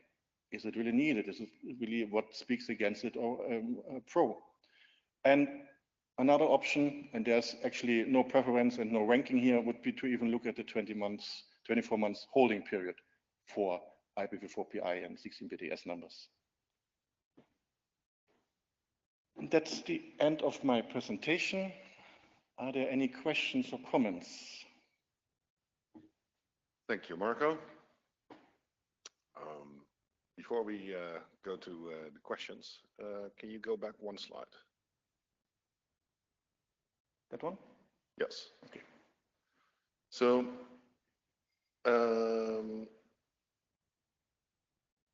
one of the topics that you stated here is the sub-assignment ban for v4 PI. It's interesting as an option. I think it will break even more with what we're doing currently for V6 and what we're trying to get there, and try to make a third color. Not thinking that is going to be the option here. If you go back to the animation, which doesn't animate. In this case, do you have any merchant acquisitions here, or is it just a, company that goes from one legal entity type to another, or purchased, whatever? Well, it's basically here. So here's a change of organization structure. So change of organization structure, but the same company. No, that would be name change. No, well, really a different organization takeover merger. Mm-hmm. Yeah, because the transfer policy does allow for merchant acquisitions, but still the NCC needs to be updated. And the question is, when will the NCC take the date for the 24 holding period? Because that also resets the holding period with 24 months in M&A. But that's the date of the M&A, not the date that the NCC was informed. And I believe that you're stating here is that you have a different view on how that's been implemented. Am I correct? Yes, so we take the date that we process that merger, because it's when we have been informed. I would have a different reading on that. I understand your position, but I would have a different reading because the M&A was actually done in the past. I've seen this before. I've had difficult discussions with customers on this, but this definitely needs some review. Questions? I see Gert at the mic. Gert Döring, sponsoring LRR for a couple of PI blocks. I actually agree with Eric on the date. Guess what we want to do with the holding period is to dampen certain effects. But that is when the company is merged and not when the paperwork is done. So maybe this needs discussion. But this is not my point. I have one question, and that is about the PI space, coming back to the waiting list. So this is basically companies that disappear. Yeah. Because I have been wondering where the addresses come from, and I assume that nobody would be willing to just freely return space if they can have thousands of euros by selling them. But if they just disappear and you cannot reach them for like a year, then well. Exactly. So when we find out that a company ceased to exist, we actually do quite some extensive effort to find out, is there a legal successor? We try to reach all possible contacts, but if nothing is successful, we don't have indication, and they just disappeared and abandoned the resources, we take them back here. I thank you for that effort, because well, that's what the registry does, but I'm sure this can be a real nightmare. Lots of work, and then somebody shows up and says, "Oh, but it's all mine," and you're stealing it. Yes. On your last slide with the what could the sponsoring LAR do? Speaking as a sponsoring LAR, this is actually not that easy, because I have the LAR hat. We send a yearly invoice out to the customer. So at some point that invoice will come back with a letter that says, "Oh, we are not company A anymore, we are now company B." Our accounting people will then do the paperwork, and all future invoices will go to company B. I might not actually see that. So even on a very small company that does their LRR business seriously, that sort of information gets lost. So this is complicated. I have no good suggestions how to address that, because even if you were sending me a mail every year that says, "Is this still your customer?" I would just check the customer data, and if it says yes and they're paying the invoices, then I would return to you yes. I'm not sure if I would remember to actually check the company names, because companies get renamed all the time. So this is, I have no good suggestion, but it's complicated. It certainly is, and I believe the original idea was indeed that an LAR would act like a registry and does quite some efforts, but it's not within the regular business of. No, I fully actually, agree yes. with Gert on this. We have the same thing as in sponsoring LAR for quite some resources, and it's not always clear at some point. Or we also get the abuse C validation that we get an email, the email bounced. Oh, that's interesting. That was my contact. That kind of stuff. Yeah. So it's good that we have those checks in place. And but it's definitely not an easy answer. We have Peter at the mic. Peter Hessler from C3 NOC. If you can go back to the temporary assignment slides. Sure. So we're involved with a number of the Chaos Computer Club events and meetings that are being held. And we do request temporary assignments for, I think, one more back. There was a discussion somewhere. Yeah. Sorry. That one. Yeah. Mm-hmm. And so we've gotten several successful temporary assignments in the past for various events that we hold. We are one of those that request and get a /16 because we can demonstrate usage because we have a lot of people showing up. I think one of the things that we run into when requesting address space is the utilization question. Mm-hmm. Because we do separate quite a few users into VLANs and to different prefixes. But because there's a lot of end users, you cannot predict how many people will sit at the table. and you can't predict how many people will be in that specific VLAN. So we interpret it as 50% of the prefixes are like properly utilized. And we have a reasonable, which is something that we take seriously, but it's something we ourselves determine of when we should allocate those. And we believe this is compliant with the requirements. It is a slightly different interpretation than the one you were presenting. Mm-hmm. And I think that this can also answer your question of a minimum assignment size. Assignment of smaller than /24 is not useful. Yeah, essentially, you can't announce it. Exactly. But currently in the policy, there is no minimum. If somebody needs one IP, strictly spoken as per policy, they should get a /31. Let's table this for the mailing list for the further discussion. Thank you, Peter. We do not have any questions online, so thank you, Marco. Thank you.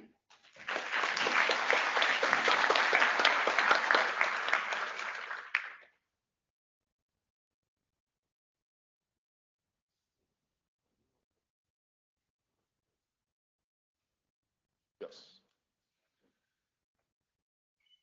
Where is Jeroen?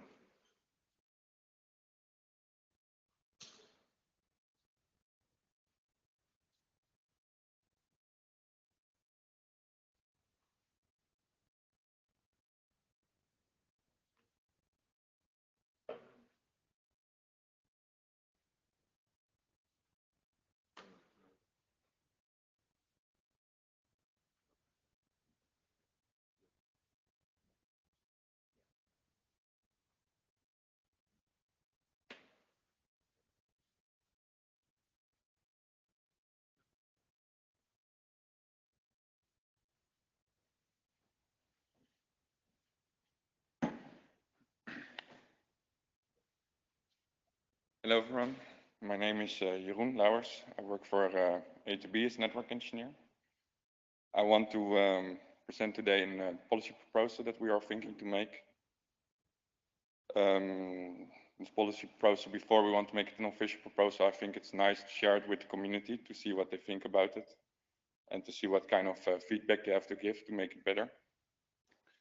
The policy proposal itself is about removing the mandatory IPv4 PA assignment.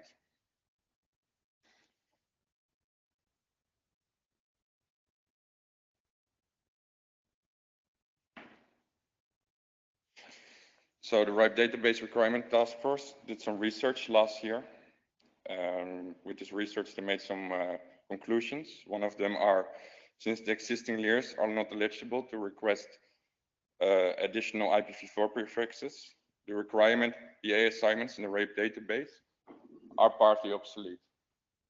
The application of the IPv4 assignment registration policies in the RAPE database are inconsistent, where there are over 500,000/32 assignments and over 16,000 PA assignments without any child PA assignments.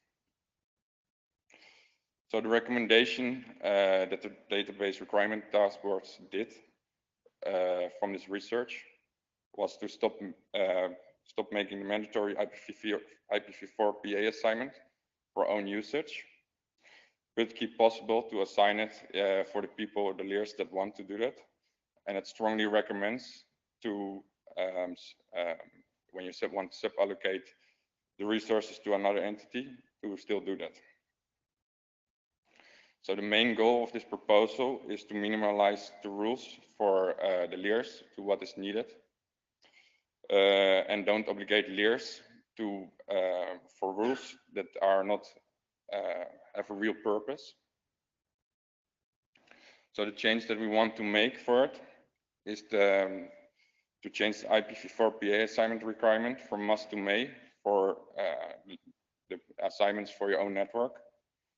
It stays possible, and it's also recommended to still keep doing it, but it's just changing from must to may. So if you want to think about it, then you don't have to do it.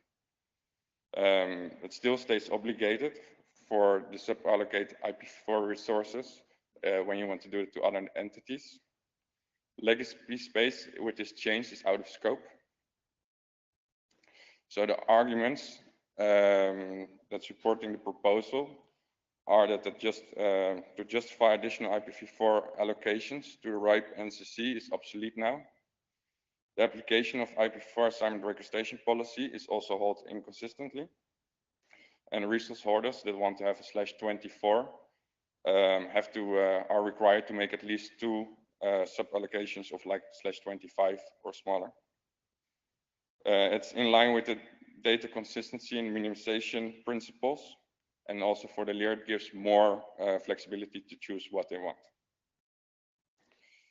Arguments that opposing this proposal are that exceptions don't make the general policy more understandable, and it's questionable if the public tracking arguments are weak enough for the policy to change.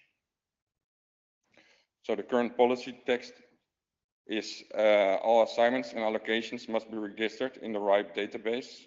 This is necessary to ensure uniqueness and to support network operations. Only allocations and assignments registered in the RIPE database are considered valid. Registration of the objects in the database is the final step in making an allocation or assignment. Registration data, range, contact information, status, etc.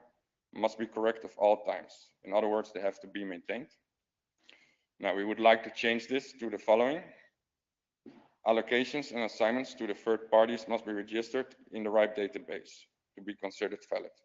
For IPv4 PA assignments used for the layer's own network infrastructure, registration is recommended but not mandatory. This is necessary to ensure uniqueness and to support network operations.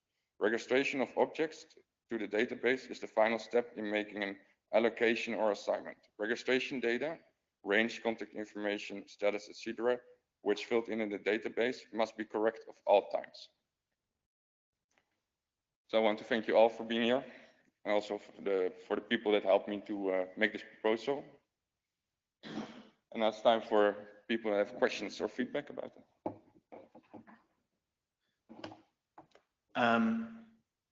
Thank you very much for stepping forward and handling this recommendation that came out of the Database Requirements Task Force, and you volunteered to turn it into a concept for a policy proposal. It's a really simple question for people in the working group. Are there reasons that we need to keep what we have now, or should we be considering a change? So I can see that Gert is at the microphone. would you like to speak? This is why I'm standing here. Gerd Döring. So you know you have a face for the emails that you've been getting. First thing, a disclaimer. I really appreciate that new people are coming up and standing there and bringing forward the ideas. Even if I don't like the actual idea, I really appreciate that you are entering the community. This is important. Thank you. That said, I still think the proposal is not the way to go, because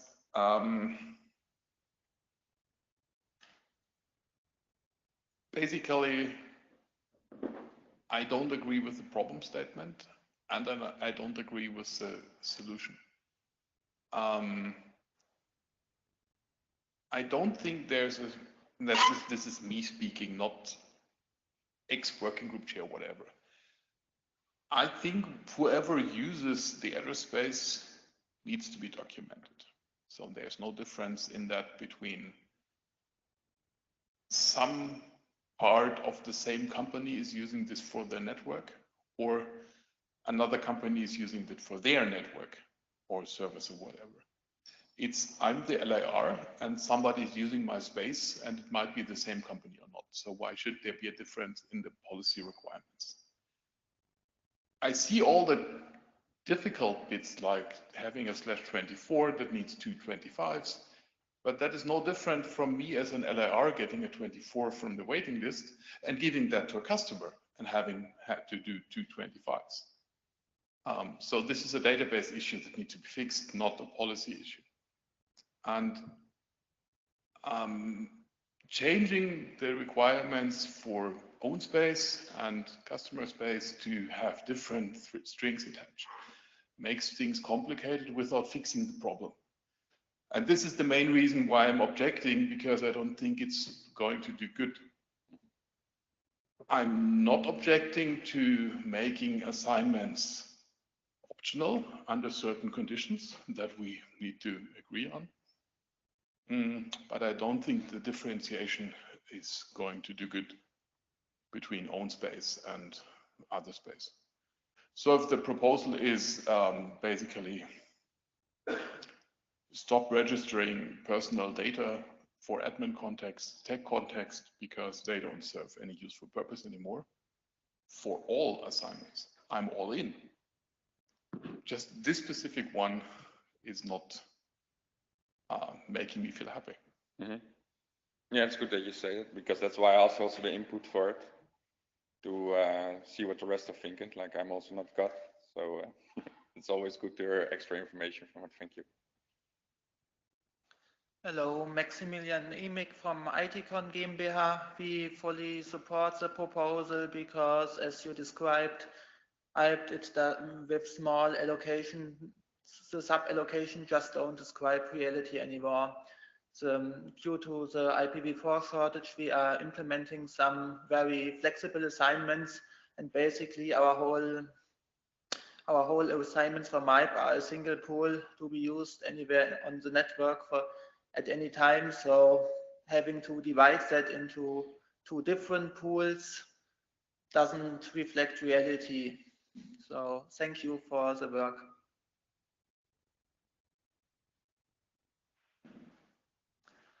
Peter Hessler, from which hat will I wear today?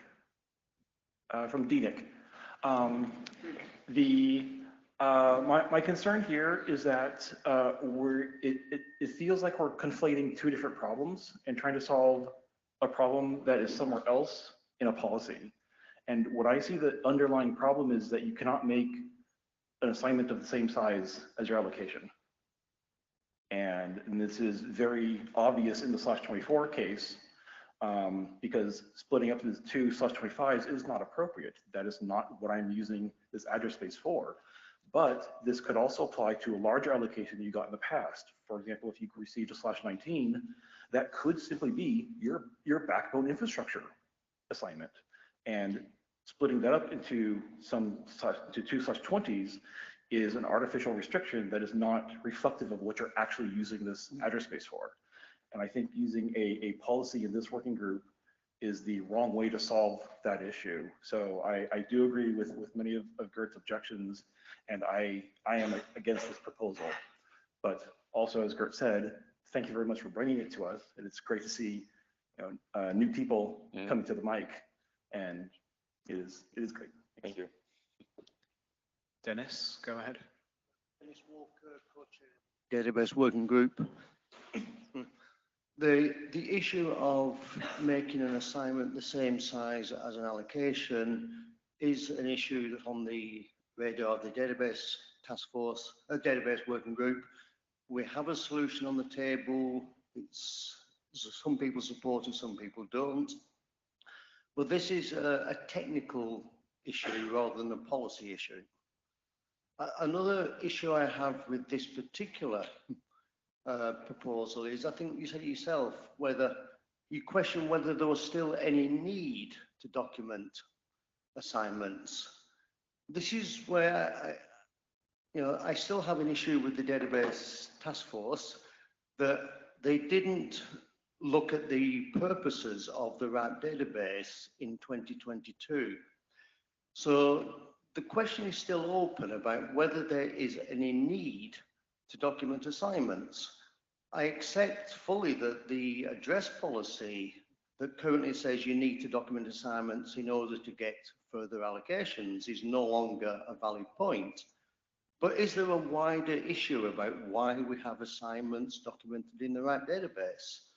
And until we answer that question, I find it difficult to consider whether we should remove certain elements of the assignments or not. So I'm still open on what the purposes of the RIPE database is. I know I was heavily criticised at the last RIPE meeting for daring to suggest that we consider what the purpose of the database is, but until we answer these questions, we can't answer deeper questions. Thank you. Thank you.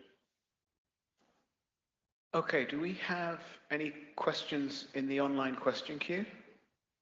We don't.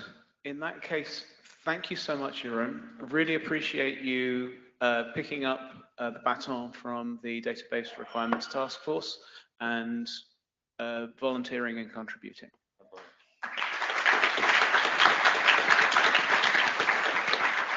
I'm now going to turn the microphone over to Eric, who's going to lead the next discussion on the waiting list. Thank you. This is going to be an interesting one. IPv4, I don't have any slides, by the way, so sorry for that.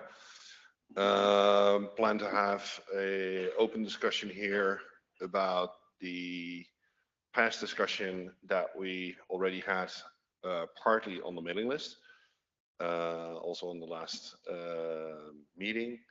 We've had a couple updates from the NCC about, and a short recap, what kind of possible options we may see forward and what's going on. So when Sander wrote the policy for the waiting list, the intent of the policy was, as an LAR, as a new LAR, you can request one single /24 because that was the minimum allocation size at that point, reduced from a 22 when it was just changed. And you can wait in line and get a /24, when it's available. Currently, we're seeing there were some other changes that were done to policy. Jordi and I had a policy change at some time where there was one LAR was basically changed in the policy for organization, and that had an effect on V6 requests. So all that together, I would like to have the following part of the session, have a discussion on, can we fix the V6 part on that, the stockpiling discussion that Marco had, and what do we find as working group about the multiple LARs, and we've seen the stats on, do we want to make a change to the current policy? And I do not, Menno, wakey. Can you put up the slide from Marco about the current waiting list policy page? Thank you. And because that says, how the current policy is. Let's see.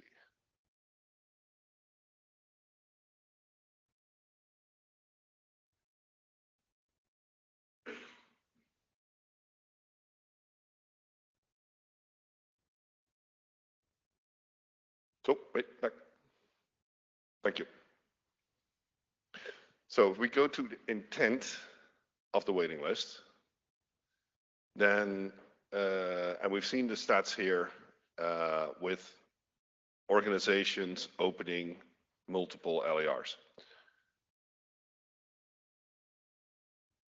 And the waiting list implementation, the policy says to keep providing newcomers a minimum amount of V4 space as long as possible. Now, so there is an option in this whole discussion that was also on the mailing list. How can we change this? Do we need to make changes to the holding time? So, space that, should, instead of 24 months, you need to keep it for 5 years. Do we need to exclude multiple LAR requesters to the waiting list? Do we scrap the current waiting list with multiple LAR requesters? There are several options where, there was not a real consensus that I could see, but it was obvious from my perspective, at least, that the working group had some ideas about, where do we need to go on this? There are still multiple LAR requests on the waiting list. We've seen already, as the predictions from myself, but also from Marco, is that if you start today, you might get some in 1.5 years, because 18 months is currently the time that we project in waiting. So for newcomers, that's ages. If you want to start up and you want to start up next week, there is no other recourse than go to the market.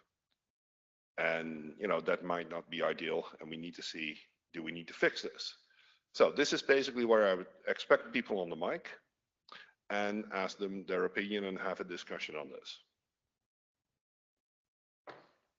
Peter. Peter Hessler, formerly employed. And I joined the RIPE community as a brand new leader quite a few years ago, and we were a newcomer into the internet space. It was a newish company that needed to have its own address space. So we benefited from the original /8 policy, and we were very grateful that we had the opportunity to do so. And I feel pretty strongly that the goal of providing newcomers, and I emphasize newcomers, is a critical part of this policy. I've had quite a bit of thought on this subject, and I haven't worked out how to phrase this exactly.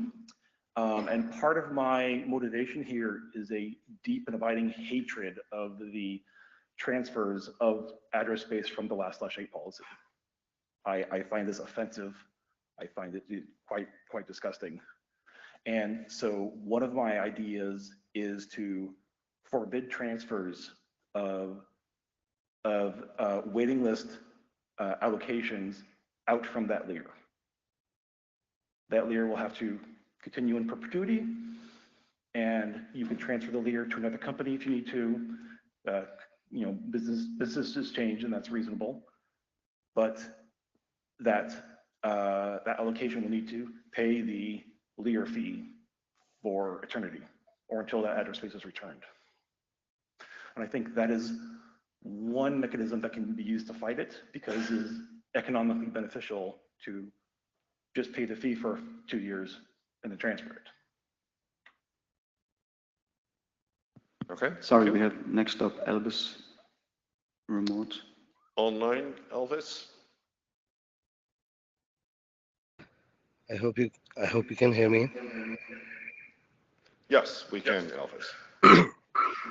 All right. Well, what I was thinking to do is the proposal said that we should keep these last blocks for newcomers. So why not create a penalizer system where if a company doesn't have any LIRs, they get at the top of the list.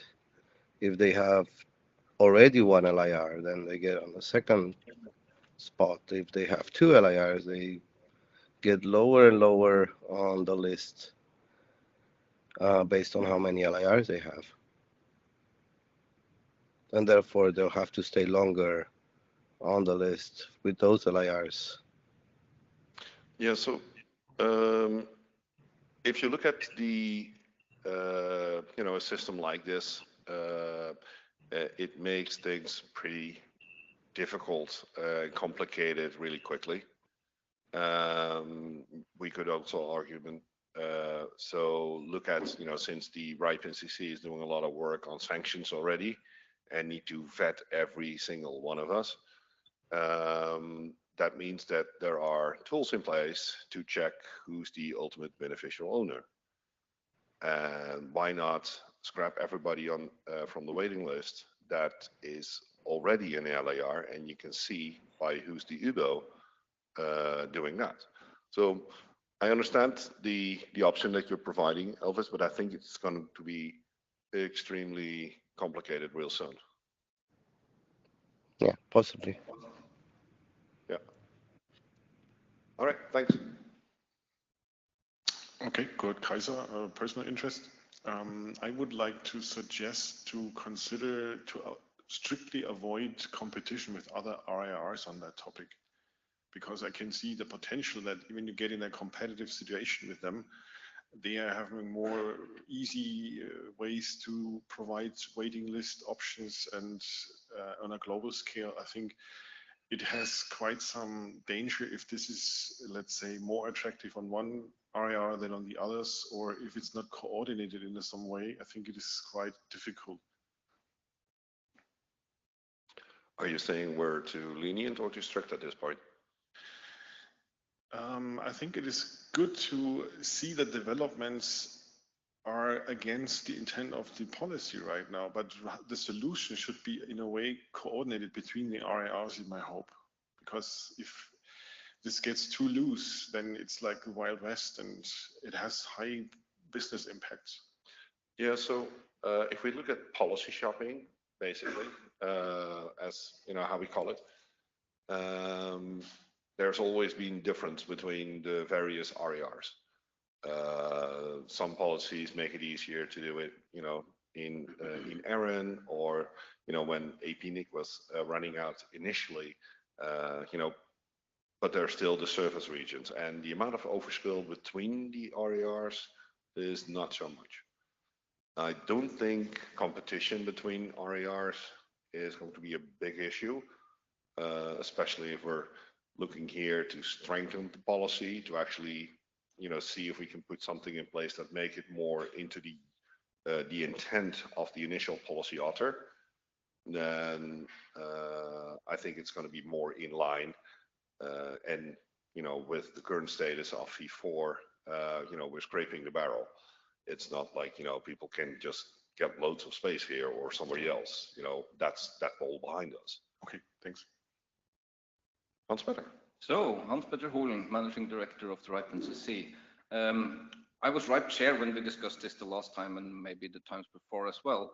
And the board asked us recently for a recap of what happened then and what the discussion was and so on. So I think without speaking in favor of or against it, maybe it's actually useful to get a policy proposal on the table so that we can do an impact analysis of that. because I think there are your idea of using the same engine that we use for sanctions and so on. Yes, nice theoretical ones, but there may be manual workloads assessed with that, which we've learned from sanctions, and you will hear more from Athena that yes, there is a mechanical programmatic flag, but there are a significant number of hours of legal work afterwards to determine whether something is significant control or whatever. So having a policy proposal on the table so that the RIPE NCC can come in and do an impact analysis may be a way forward to get all of these aspects on the table for a discussion, right? Or the working group requesting us to do an impact assessment of multiple options could maybe also be a way forward. Because I think it's an important discussion to have what you bring up now. Yeah, I think, you know, it was for us as chairs, it was important enough to actually have this discussion, especially since, you know, we can all be here in the room, for most of us at least. And I think it was important enough to take it from the list back to the meeting and be able to discuss it here and also outside. What you're saying, if I want to recap that, is maybe we should ask the NCC on the various options and see if we can do, you know, a light impact analysis on that, and then based on that decide, go back with a mailing list and have a discussion on it. Interesting. Yeah, yep. No, I think that's an interesting thought, because from last time, you know, shell companies, leasing, I mean, there are all these kind of aspects that touches on this, and I think that needs to be on the table when you decide on a new policy on what you want to do. Yes, definitely, yes. Thank you. Yeah, Wolfgang Zenker.de. Some generic comments on the policy. I think as long as we have a policy that makes it possible to make a profit by applying to the waiting list or whatever we put in place instead, there will be people gaming the system. And our policy development process is much slower than the movement in prices for IPv4 addresses. So we will not be able to set a policy that will stay in a way that it's very difficult to set a policy that makes it impossible to make a profit. I understand, but if we're looking at the waiting list time, which is now 18 months, then the allocation gets allocated to the LAR, then there is 2 years of waiting. So it is not just the 24 months that we're already waiting. The thing that is causing the most friction is that there are organizations requesting multiple LARs, and with the current status of the reserve pool, they outrun basically the pool, and the actual newcomers, what the intended policy was for, do not have any options.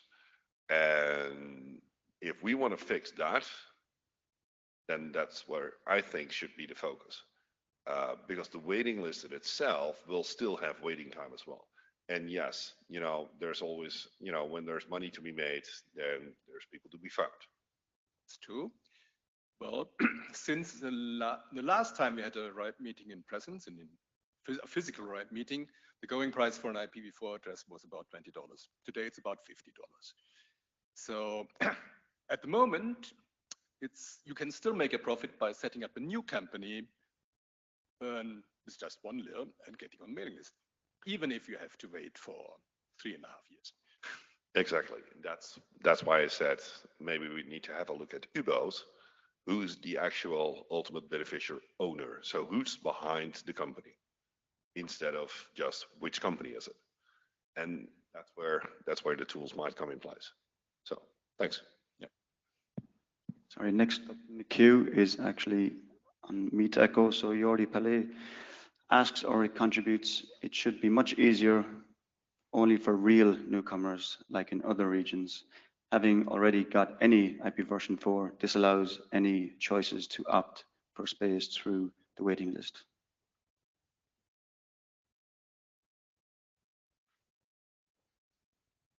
Hello, Harry Cross, personal interest. I'd like to propose a sort of minor modification to what Elvis said, where instead of setting the priority in the queue based on how many allocations you've already had, we instead think about splitting the queue and almost have a top priority queue full of people who have never had a bite of the cherry, and then they can obviously ensure that they get their space first, and then whatever's left, we can potentially think about allocating to those who have already had a go almost.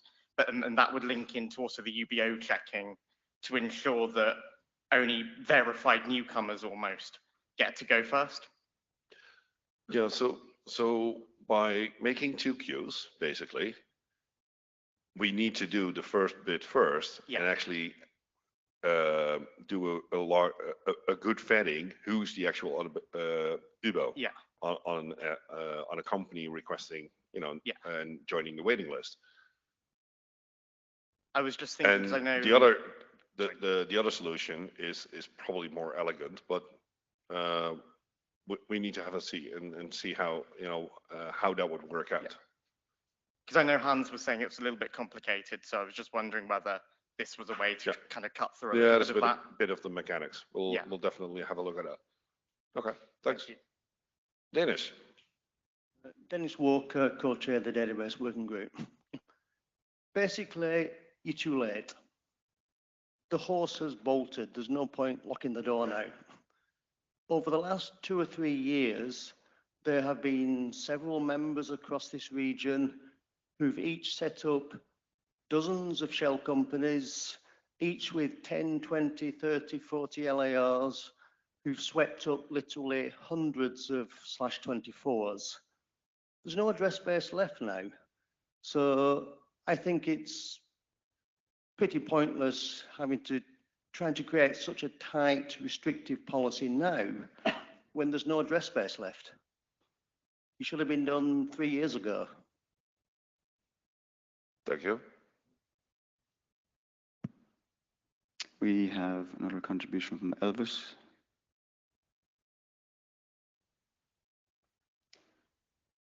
Can we get audio for Elvis?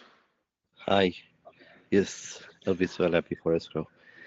So the problem is the moment we start doing something in policy, the people that will profit from IP addresses will have already found a way around it. So indeed, finding the UBO would be a tremendous task, and they will just create new companies and try to fake their way into the top.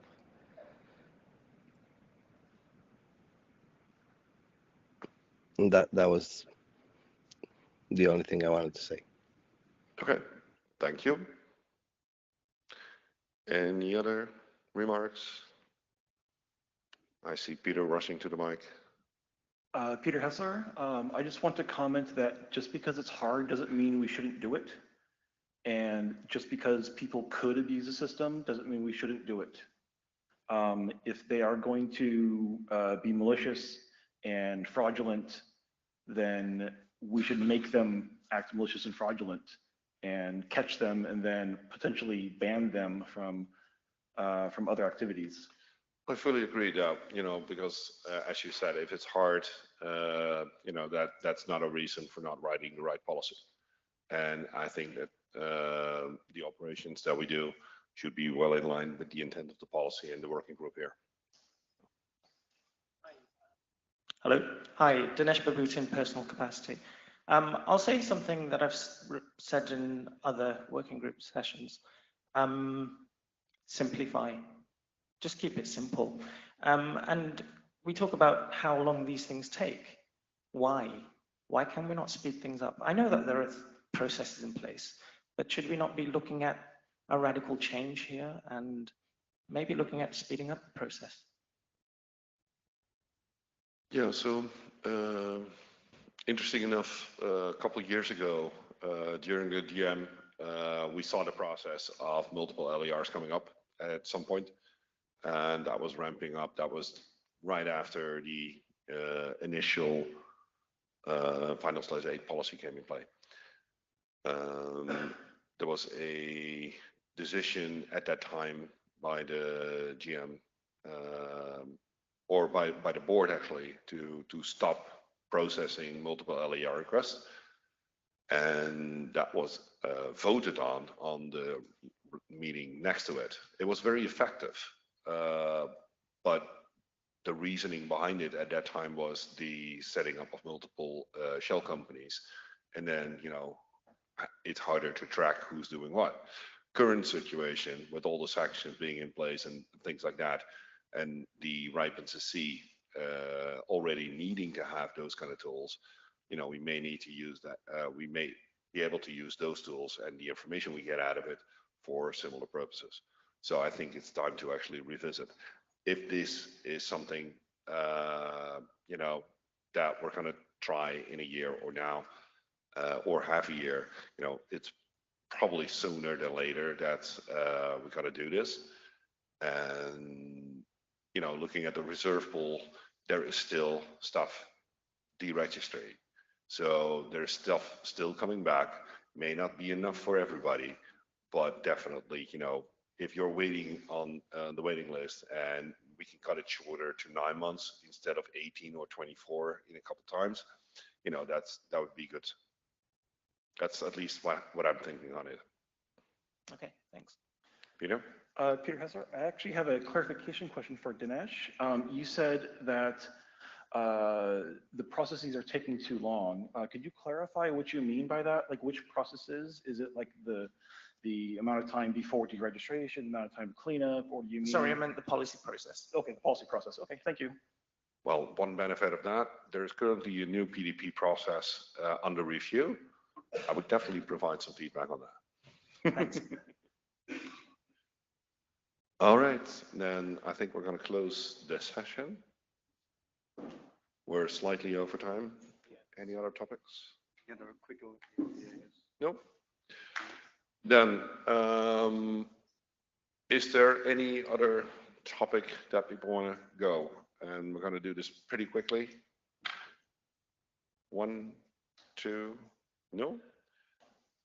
Then I would like to thank the stenographer. Didn't do that yet today, but thank you very much. And I would like to thank you all for attending and see you on the mailing list and see you next time in Belgrade. Thanks.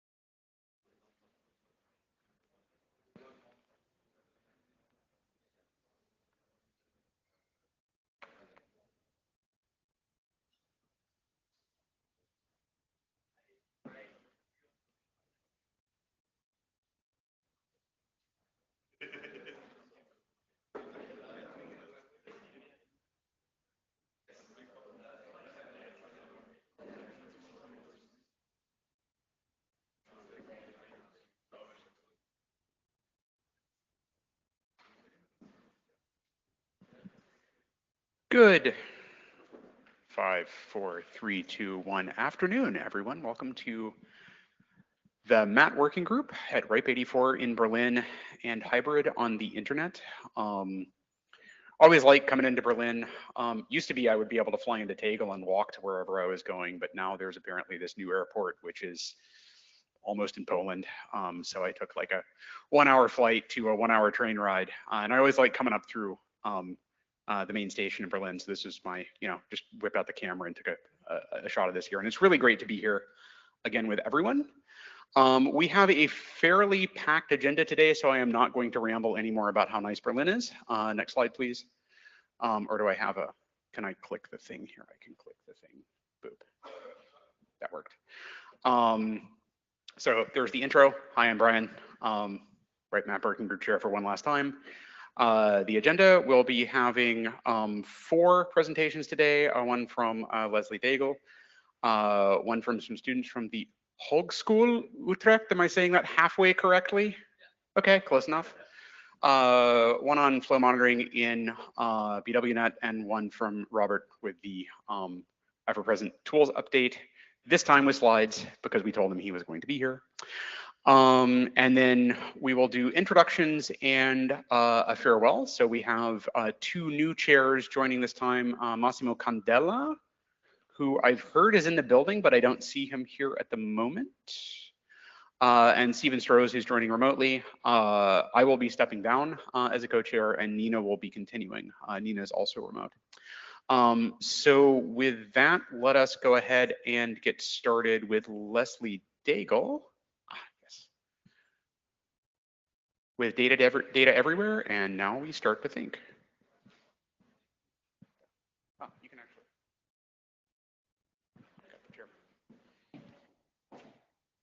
Great, thank you. Yeah, if I stand here, I don't get to see the comfort slides. The joys of being slightly height challenged. Oh well, we'll figure it out.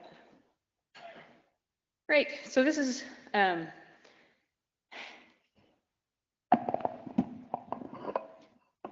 make the IT people mad. All right, so what I'd like to talk about today, first of all, is why do we all care about all the unwanted traffic on the internet?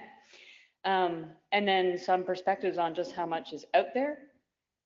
If you were at this working group meeting for the RIPE 83 meeting in last fall, you'll have seen some material presented by George Michelson out of APNIC.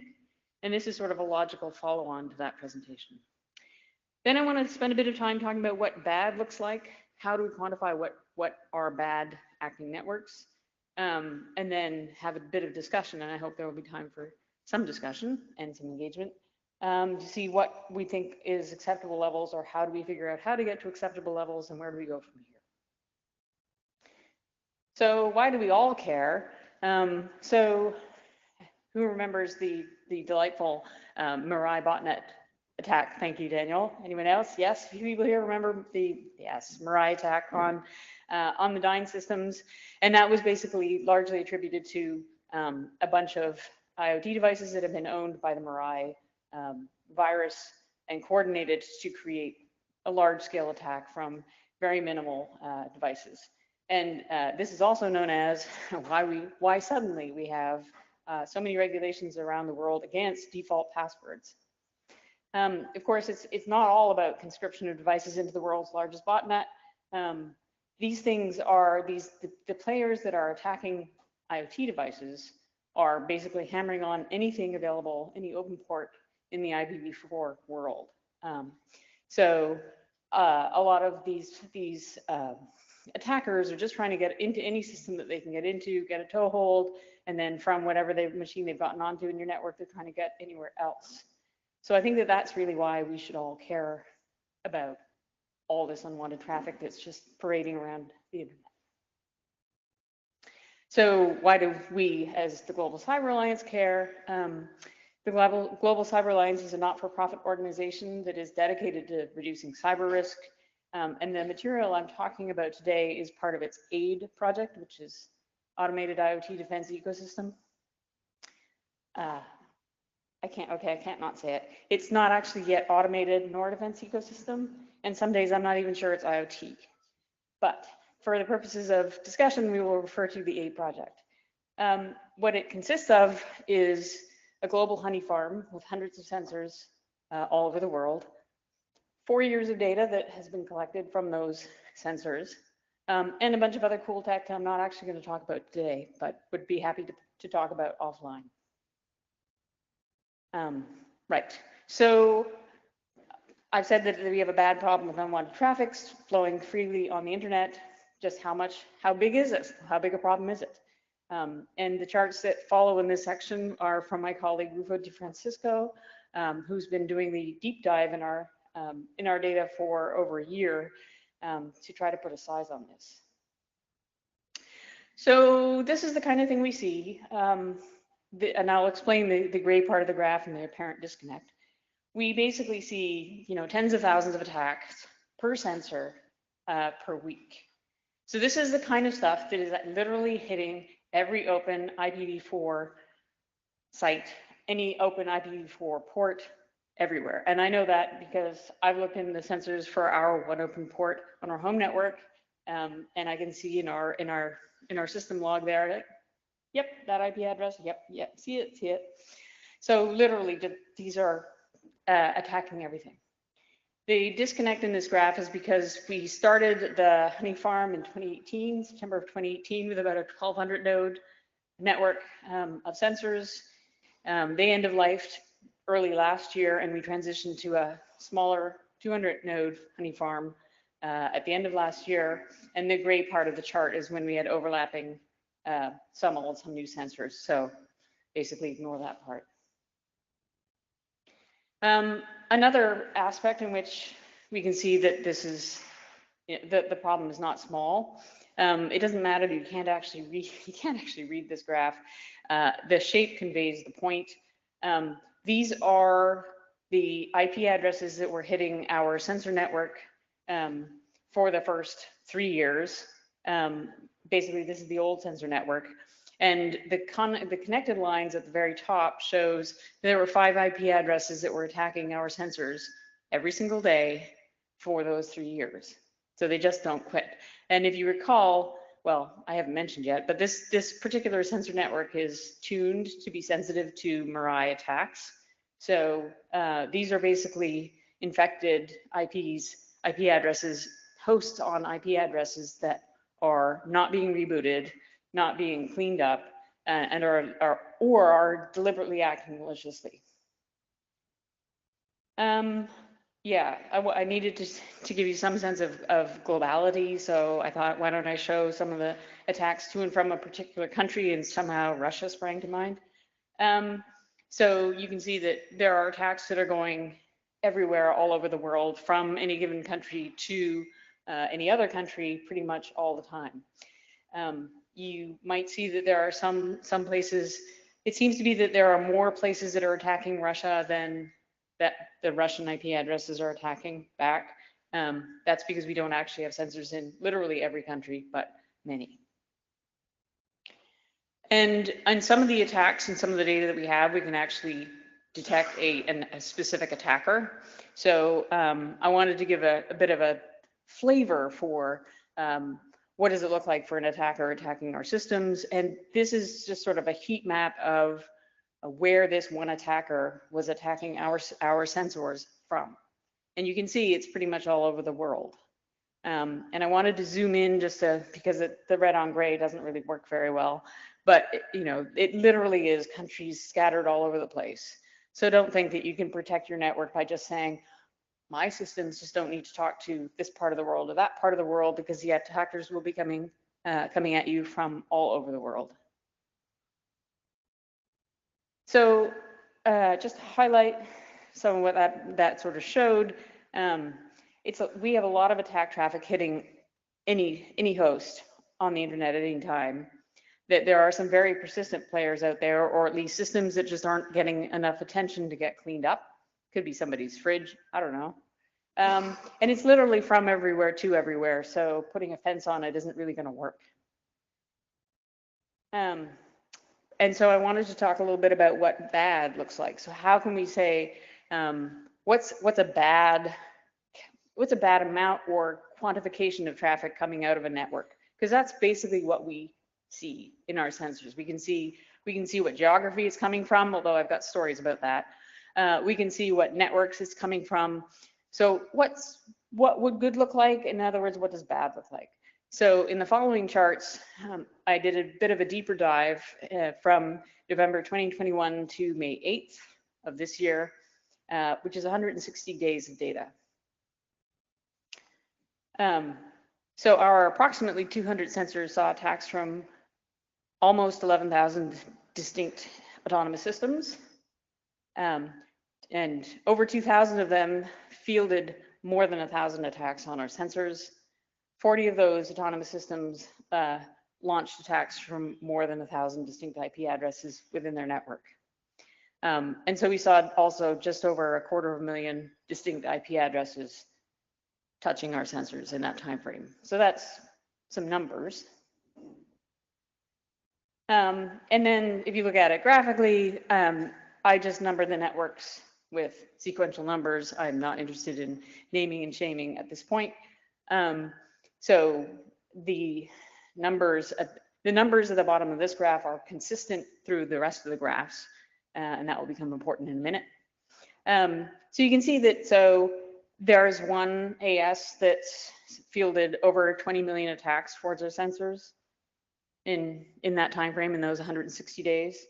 And even at the tail of the top 20 graph, we're still seeing, over 750,000 attacks from the autonomous system. So does that make the ones on the left bad actors? Is that what bad looks like? And the reason why I said the numbers at the bottom of the graph, the numbers of the networks are actually relevant, is because if you look instead at how many different attackers came out of a network, you get a different best of list. So I did try to scale up the numbers at the bottom of the graph. I hope they're mildly legible, or at least available in the slides online. The ordering is different. It's not massively different, but there are some interesting things. Like you can see the second highest bar was number 144 in terms of number of attacks. But so there are many more attackers in this network, each launching fewer attacks. If we look in terms of how many attacks were sent by each attacker, you can see again the chart is a little different. The numbers at the bottom are different. So this is a different way of characterizing how bad is a given network. And again, even at the tail end of this, particular top 20 graph, we have over 18,000 attacks per attacking IP address in those 160 days. So I don't know, it's like just sitting there, churning away, attacking, clearly not just us, but everything on the internet. And then I had a look at using Hurricane Electric's site to get a guesstimate of how many IP addresses there were in any given of the top 20 ASs. You can see there's a fair variability in terms of how much of the network is apparently infected and how many bad actors there are in the network.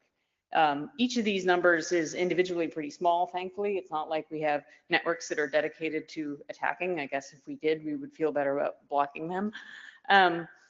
But there's a fairly big range in terms of, how well the network is being cleaned up, or at least prevented from launching attacks. So I think the things I wanted you to particularly take away from those points are, again, that the network IDs are not the same in every graph, that the characteristics of these individual networks in terms of how many attacks they're launching, how many different IP addresses are launching those attacks, and how many attacks are being launched by a given IP are pretty different. And that the level of IP address bad behavior in a network is small, less than 1% of the network, but it's also highly variable between networks. So some networks are very clearly putting effort into cleaning things up, and some networks are not, which is kind of a hopeful thing, because where I'd really like to get to from this is, that this amount of rampant bad acting traffic just isn't right. It ain't right. And that reducing the amount of traffic, bad traffic coming out of the network is probably more helpful than trying to just block everything that appears to be acting badly. And I know in the anti-abuse working group tomorrow, there's a presentation that takes sort of the opposite approach, so that will be fun. But I think that it's more important, if we want to continue to have a free and open internet, it's more important to figure out what is an appropriate level of bad traffic coming out of a given network, and how do we get to, you know, those ideals, if you will. I mentioned that the AID project was started with the intention of becoming a defense ecosystem. In other words, being able to detect bad activity and give some kind of an alert in time to help protect networks. But I mean, there's only so much you can actually do with that, right? We have a few cases where we can track a particular attacker and say, this is the same actor in all these instances.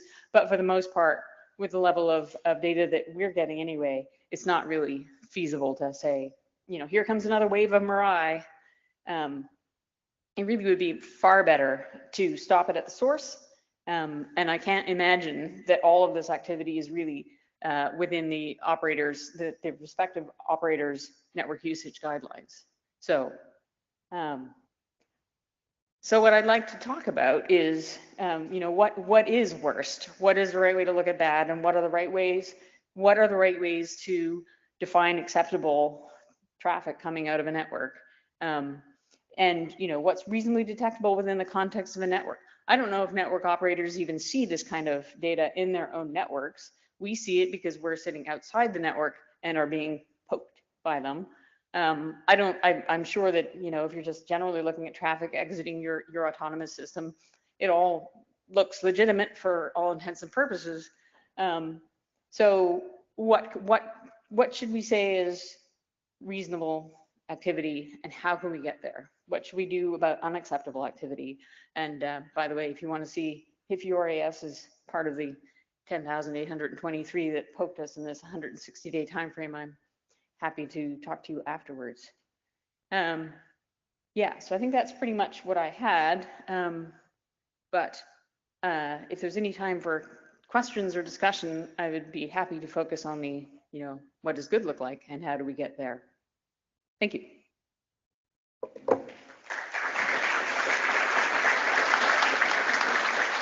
So thank you very much, Leslie. I think we have Jen Lankova in the queue. Jen. Oh, hi. Hello. Thank you. Very interesting. Question, am I right assuming that you're talking about IPv4 only scenarios here? Yes. Yes, we are only measuring IPv4. I think that 4 billion addresses are reasonably more scannable than all that is in IPv6, but. Yeah, I'm asking first because I'm interested in how safer is V4 landscape yet. And second question is, in V4, you probably see public V4 sources, so you don't actually know how many devices is behind, right? While in V6 experiment, you actually might see kind of end-to-end communication. So it also might be give you probably better indication of if it's a single device, so it's many devices behind a single NAT pool or something. True enough. Yeah, and there, as I alluded to, there are some other really interesting things in terms of, you know, geography, where we think attacks are coming from. Are they really, you know, where we think our sensors are located? So yeah, thanks. Neil O'Reilly, and I'm not wearing my vice chair hat. I'm just somebody who struggles to keep my own network clean. And you mentioned earlier, Leslie, that you weren't interested in naming and shaming, and I'm not a fan of that either. But one of the things that I find useful for my own housekeeping is having out there websites I can visit which will give me some kind of report. Do you think that's a useful approach to encourage more of the kind of cleaning up that you mentioned, so that people can go in the first place and see how bad am I and should I do something about it? What can I do about it? And secondly, can I, you know, sign up to some best practice that says I'm doing these cleaning things? Right. Yeah, so that's kind of where I would like to get to. I would be happy to share the data of, what does your particular autonomous system experience look like from our perspective, for any value of your. But I think that in order to really frame that up on a sort of in an organized fashion, I would like to see some community agreement about what are those acceptable levels. I mean, we're never going to get to zero on any of those dimensions, but is it the actual number? Is it the trend? I didn't talk about trends. Is it like what is an acceptable level, and how should we encourage operators to focus on that? Because I'd be much happier to publish something that said, trending well, rather than like, oh my goodness, look at the spew out of this network. Thanks. During AS5539, and I'm very interested to see what badness is in our network. I try to keep it clean, but housekeeping is not always perfect. Great. That was one aspect. The other one is what's detectable. That is something that has interested me since years, basically since the Code Red outbreak that killed our NetFlow export. And so we have been monitoring anomalies in NetFlow. Right. And some bits are sort of easy to see, like a brute force port scan. If you have a machine that sends single packets to millions of other, it's either a name server or somebody port scan. Right. Then you look at the ports and you get an idea. If it's a more smart attack, just doing HTTP requests to possible victims, no chance. It could be a normal client. So this is something I'm definitely interested in. What traffic patterns do you see in the attacks? What traffic patterns I could see in NetFlow, and how to optimize a generic ISP building NetFlow setup to also find this stuff. Great, that sounds interesting. I'll be happy to catch up with you afterwards. Shane, please be brief. I was in the queue first. Yeah. I may have missed it, but what exactly do you consider an attack from your folks? Yeah, so it's the Honey Farm basically is a bunch of fairly lightweight Linux servers, and effectively they're just sitting there with no particular purpose in being contacted. So pretty much any contact is an attack. Scanning, we can detect and say, if you're just scanning the network and saying, who's there, we filter that out. So that's, in terms of the numbers that I'm showing, that's what is considered an attack. So that's with the scans filtered out, or these numbers? Okay. And then having looked at some of the raw data itself, is like, yeah, these are attacks. I mean, obviously not all of them. I'm not scanning the many terabytes of data, but. Okay, interesting. Maybe we could discuss, since we have to be brief, ways to try to figure out, because there's just a lot of random crap, which may just be badly configured IP addresses or software with bugs and all of that kind of stuff. And it doesn't seem like it's distinguishing accidental traffic from malicious traffic. Yeah, it's a fair point, and I'd be happy to go back and see if we can go through our data and make some of those assessments. But yeah, as I said, having looked at sort of the live stream of connections coming in, like, yeah, no. Okay, that's fair. Yeah. Thanks. Thank you very much, Leslie. Sounds like we're going to have lots of follow-up discussion after this. Yep, sounds good. Thanks. Point of these. Thanks a lot. Wolf et al., please run on up.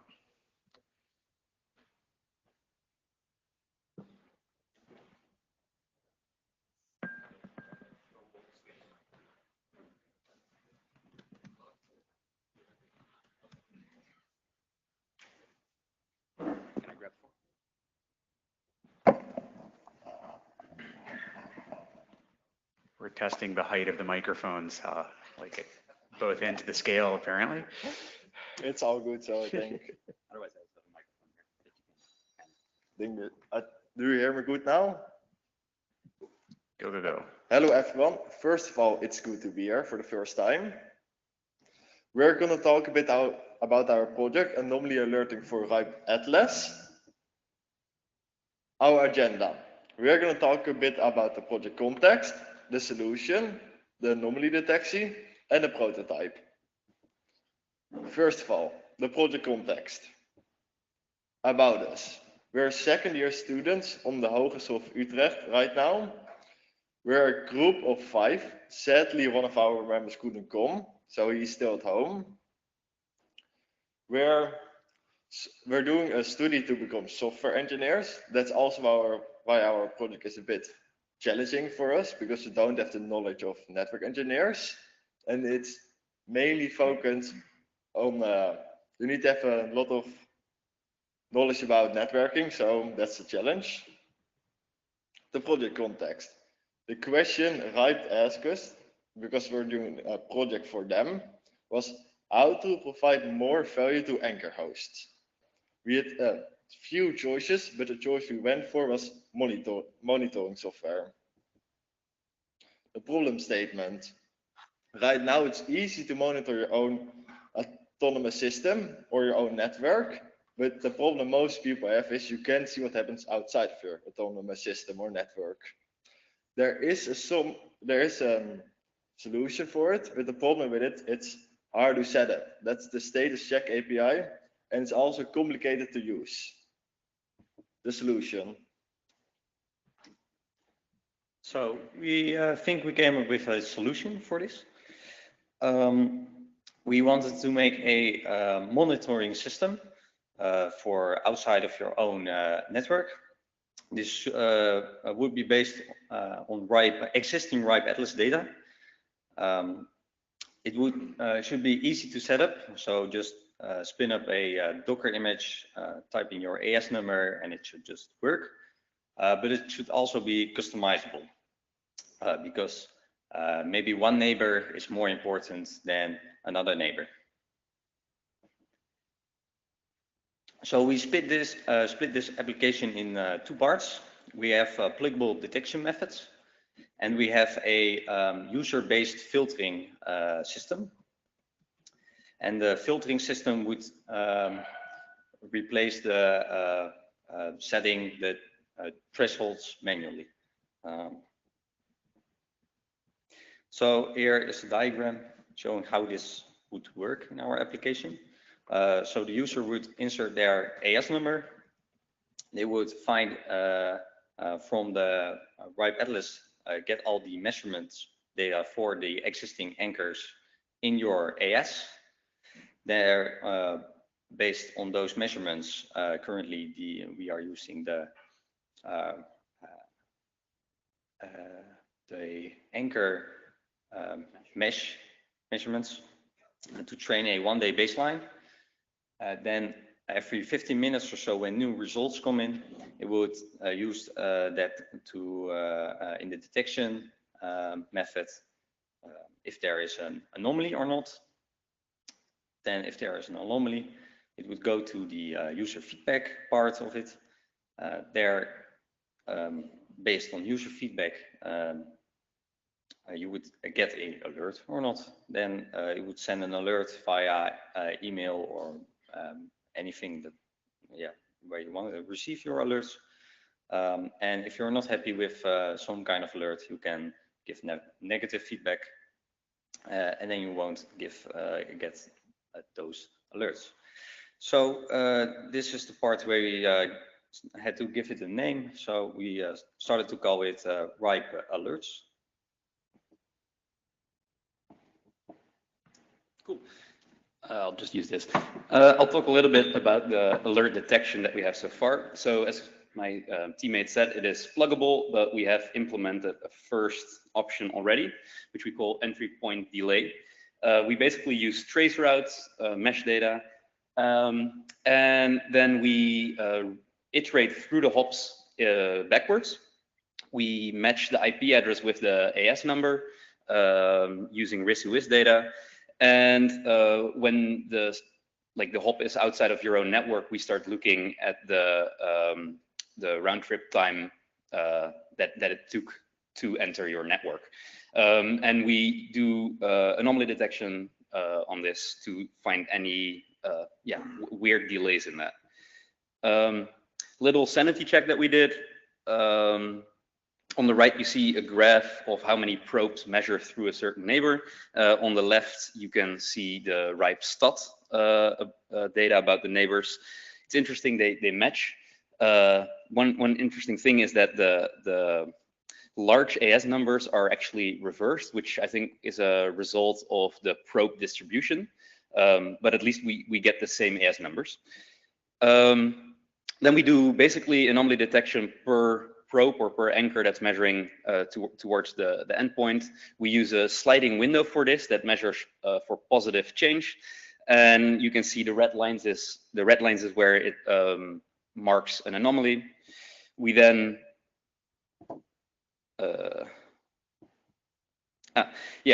we then do this for all anchors in a single neighboring AS. And as you can see here on the right, there is like a clear moment where all of the anchors have a spike in round trip time.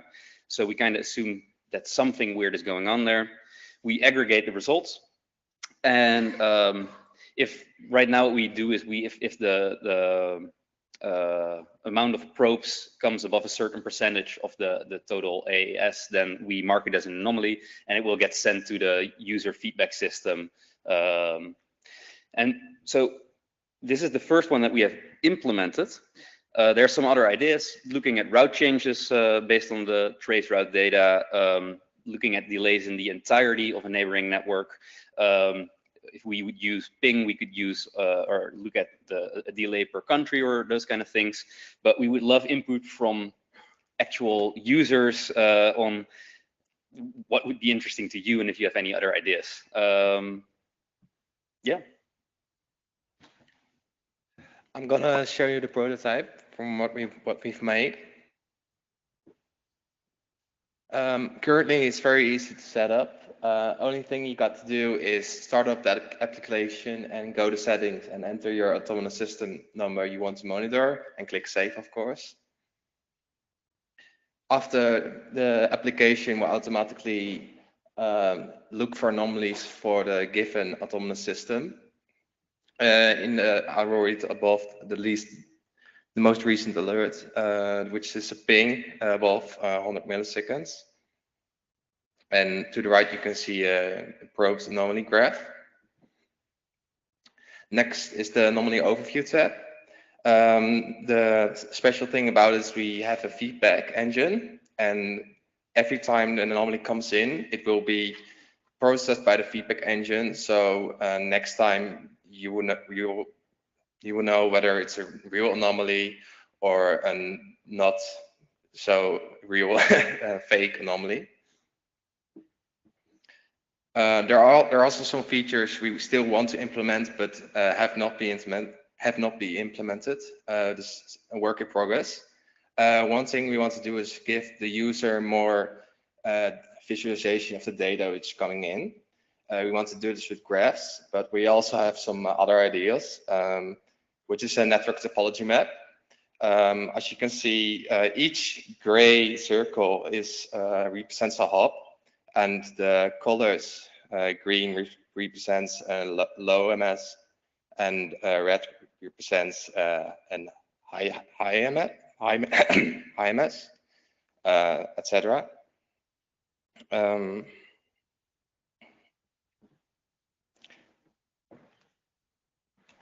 Well, this was everything we had to show for now. Please come meet us. We have a demo from that Wolf has on his laptop, and we'll be in the coffee break room at the Atlas stand. And there you can find the code is open source on GitHub. It probably won't work right now, but we're working on it. So thank you for your time, and if there are any questions, we are happy to answer them. Thank you all very much. We do have time for 2 questions. So Daniel, then Shane. Okay, hi, my name is Daniel Karenberg. I'm one of the inventors of RIPE Atlas. and you are stars, because when we first conceived the whole thing, this is exactly the stuff that we would hope that people would develop. It's taken a couple of decades, but it's really, really good to see that even second-year students can do something. I really like the human feedback thing and so on. But since this is a question, so I have to ask a question. The feedback module that you have, does that use machine learning, or is it? Yep. And can you maybe say 20 seconds on the methodology there? So it's still very much in development, but the basic idea is that we do some feature extraction, looking at the latest alert, how much time there has been between, we extract some of the information about the AS, about all that kind of stuff, and then we just try to predict if the value is an alert or not, and we do that based on the feedback. Probably it's just going to be like a random forest or something along those lines at first, because we really need to build up some sort of ground truth on what is alert worthy and what isn't. So that's the main goal, is building a data set for ground truth value, basically. Great work. I'll find you. Cool. Hi, Shane Kerr from NS1. I did some experimenting with using Atlas for monitoring many years ago, and economics didn't work out for me. Okay. I couldn't get enough credits to actually monitor with anything like real-time monitoring. Okay. Is that something you've looked at? So there are ideas to make custom measurements in the end, and use custom measurements, but for now we're using the RIPE anchoring measurements, okay, which are just continuous anyways. So we don't need any credits for that. Ah, okay. Yeah. Okay. Thank you so much. Excellent. Thank you very much. And please go visit. It's there in front of the main room, right? Or has it been moved? Okay, so over in the main room. Have a look. I'll be over there after this meeting. Daniel, please come on up.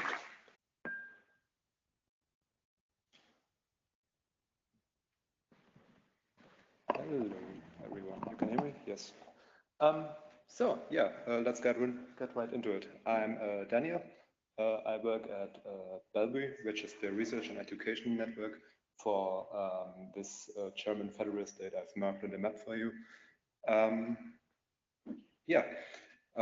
assigned to a research project, which is I'm assigned to a research network which is focused on integrating research with operations. So somewhat of conflict sometimes, and I guess it's going on here. No? Yeah. And what we're doing there, we're doing flow monitoring, which is what I'm going to talk to you about today.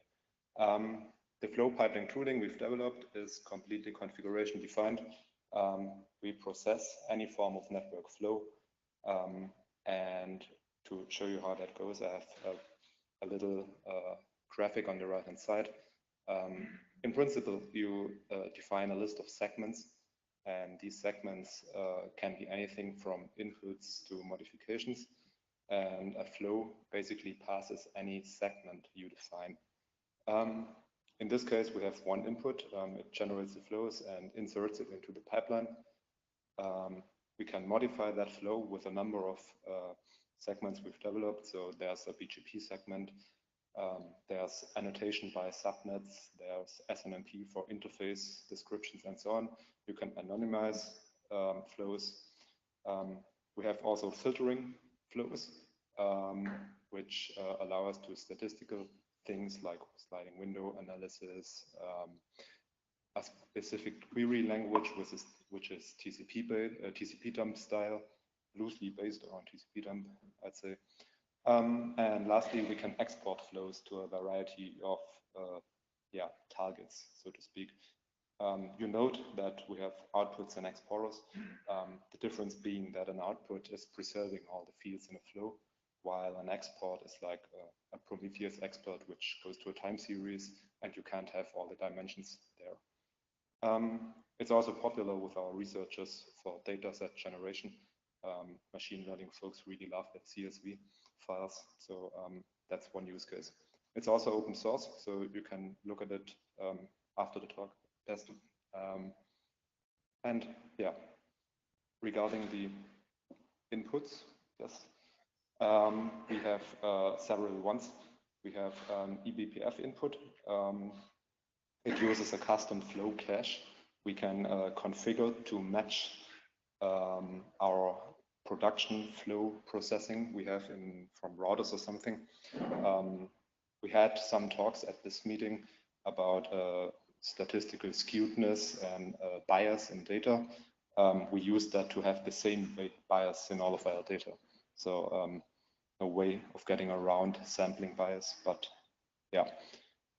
So we use that, for instance, in university border scenarios where we have Linux firewalls or something. But for our backbone, we use the GoFlow 2 integration. So we get flows from network devices directly. This again can be any type of flow, S-flow, IPv6, NetFlow, whatever. Yeah, we just ingest from there. Lastly, we have the Kafka integration. We can use that to get to predefined or pre-generated flows. This is also based on GoFlow somewhat because that uses Kafka as an output format as well. And yeah, we can have pre-filtered or pre-enriched flows for specific interfaces of interest. Like in this example here, we have that for any of our IXP interfaces. Yeah, that was a bit dry until now. So I've prepared some examples for the rest of the talk. I hope, yeah, it's kind of readable. Yeah, just a simple example config where we grab flows from eBPF from a specific device that is passed on to a flow filter. In this case, the filter is coming from yeah, the first command line argument, because network engineers love their command line stuff. And then we just print it. As you can see, this is in this example, it's very not annotated, not enriched at all. It's just the basic measures of the NetFlow tuple and the time the flow took. So yeah, simple stuff so far. We can also do what we saw on the first day. I think it was a talk by Doug of Kentic, I think, for doing RPKI measurements on traffic volume instead of prefix-based, how many prefixes have valid or invalid, but how much traffic goes through RPKI invalid states. So in this case, I have, yeah, I did the example with GoFlow. So you invoke a GoFlow segment. You receive NetFlow from a router. It can be any kind of NetFlow, S-flow, whatever. And you also have a session of BGP with that router. So you can go ahead, annotate each flow with data from BGP. That might be the RPKA status, which is relevant here, but also AS paths and so on. Then we use a flow filter to filter specifically onto RPKA status. You can find it in the syntax in the left. Maybe look at that after the talk. It's a bit much for a single slide. But on the right-hand side, you can see we are capturing the result of the flow filter, even if it's dropped. So we can do one thing if it's dropped and another if it's not dropped. In this case, both of the times it's printed, once with a highlight, once without. Obviously, in a real scenario, you would do some detailed analysis with the past flows. For instance, put it into an SQL database, put it to your Prometheus export or whatever, and do some, yeah, something not as elaborate with the drop flows, maybe. Yeah, the last example, we are doing some basic DDoS detection. It's taking flows from a Kafka cluster. In our case, that's all the outside border NetFlow we have. We are filtering that, and there we can use different filters. I started out with the premise that we have different, yeah, how should I say, different focuses in our network. So on one side, we have the research folk who always have the latest models and the nicest things they want to try out in a real network. And we have the operations folk who want to keep it stable and simple. And in this case, we can use this in a production environment and have networking folk try out different filters. So instead of having some model drill down into it, like the research folks would like to do, we just have our network engineers input different filters in this case. So the first one would be a classic NTP reflection thingy maybe. So it's basically just filtering for NTP. And you can look at that and find out the top talkers. So in the bottom right, you see how that would look like. You can log that into a file. You can use that to alert yourself with some HTTP hooks or whatever. And if the network engineer notices, no, there's nothing fishy going on here, it's all okay, he can reiterate using that filter. So just by changing the filter really fast, it's a very short interval in which you can update that. In the second case, we just append the port 0, which is giving us most fragmented packets. That's often a good cue that something stupid is going on in a network. And the last case would be just looking at TCP flows, which are SYN only, so SYN flats basically. All this live feedback is the thing we value most, I think, with this tool we developed. It's giving us the opportunity to have like operations folk do analysis, which the research folk can use to have their data sets generated using this pipeline. So yeah, I think I'm almost done already. Thanks for your time. If you have any questions, please feel free. Also hit me up after. I'm still around. Thank you very much. We have time for 1.25 questions at the rate that we're going on questions recently. Going once, going twice. Daniel is around. Please find him. Thanks again. Thank you.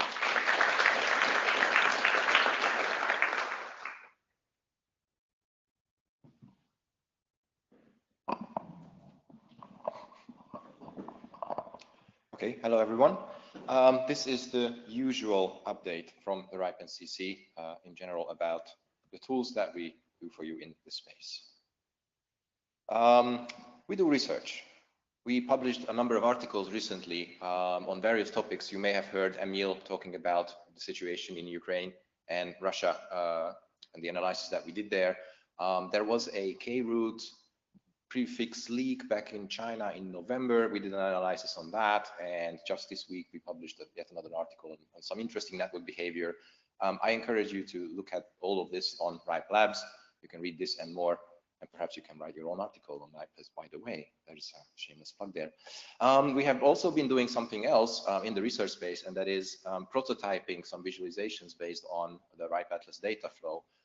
And Emil and others have been working on publishing something on Observable. That is an interactive tool. You can go there, you can type in your AS number or a country if you want, and then you can see probe connections and disconnections, which is particularly interesting if there is something going wrong with that AS or country. In the RIPE Atlas space, for a long time, we've been focusing on getting more probes out there, and then that was done. So we focused on trying to be in more places. So diversity of the network is useful. So that's the current strategy as well. And I'm happy to report that on that sense, we have a probe in Antarctica as well, if you want to measure from Antarctica. Now, I would like to ask you, do not do that, because that probe will melt. I imagine this will be very popular. So please be gentle on the host. Especially because they are on satellite, so it costs them something. The version 5 probes are coming. I'm about to approve the test batch. It looks good, so the proper manufacturing of the whole new set is going to happen anytime soon. We're still working on the UI. There's a lot of work to be done there, of course, as always. We had a feature request some time ago that the network should be able to measure what is called the reserved space in IPv4, and we did not allow that before. But it seems like that address space is actually used on various networks. So we basically removed some of the blockers from this, and it's about to be concluded.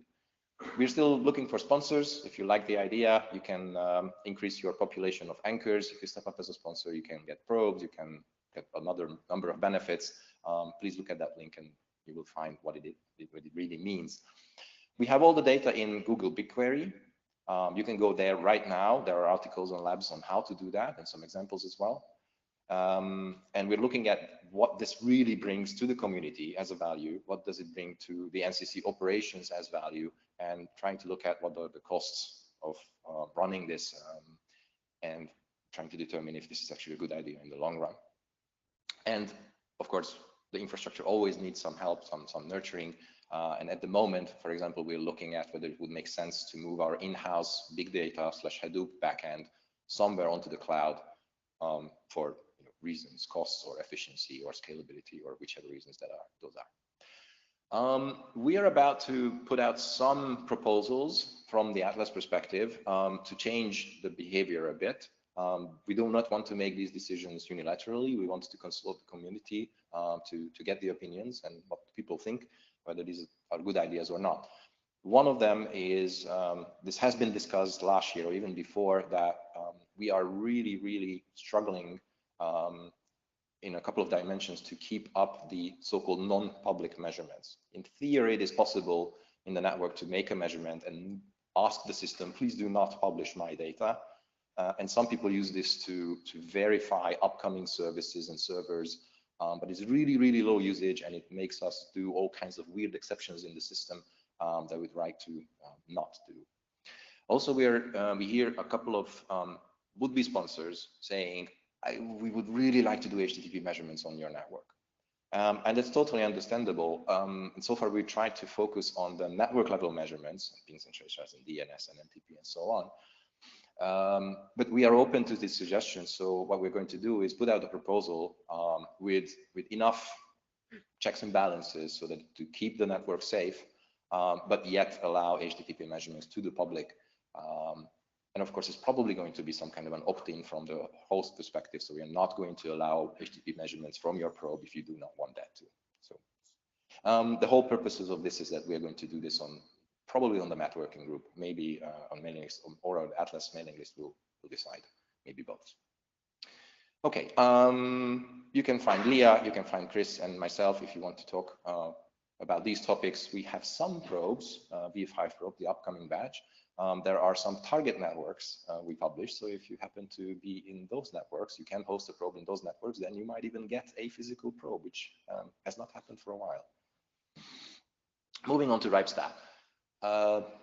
If you have been using RipeStat recently, then you notice that we replaced the UI with a moderner version somewhere last year.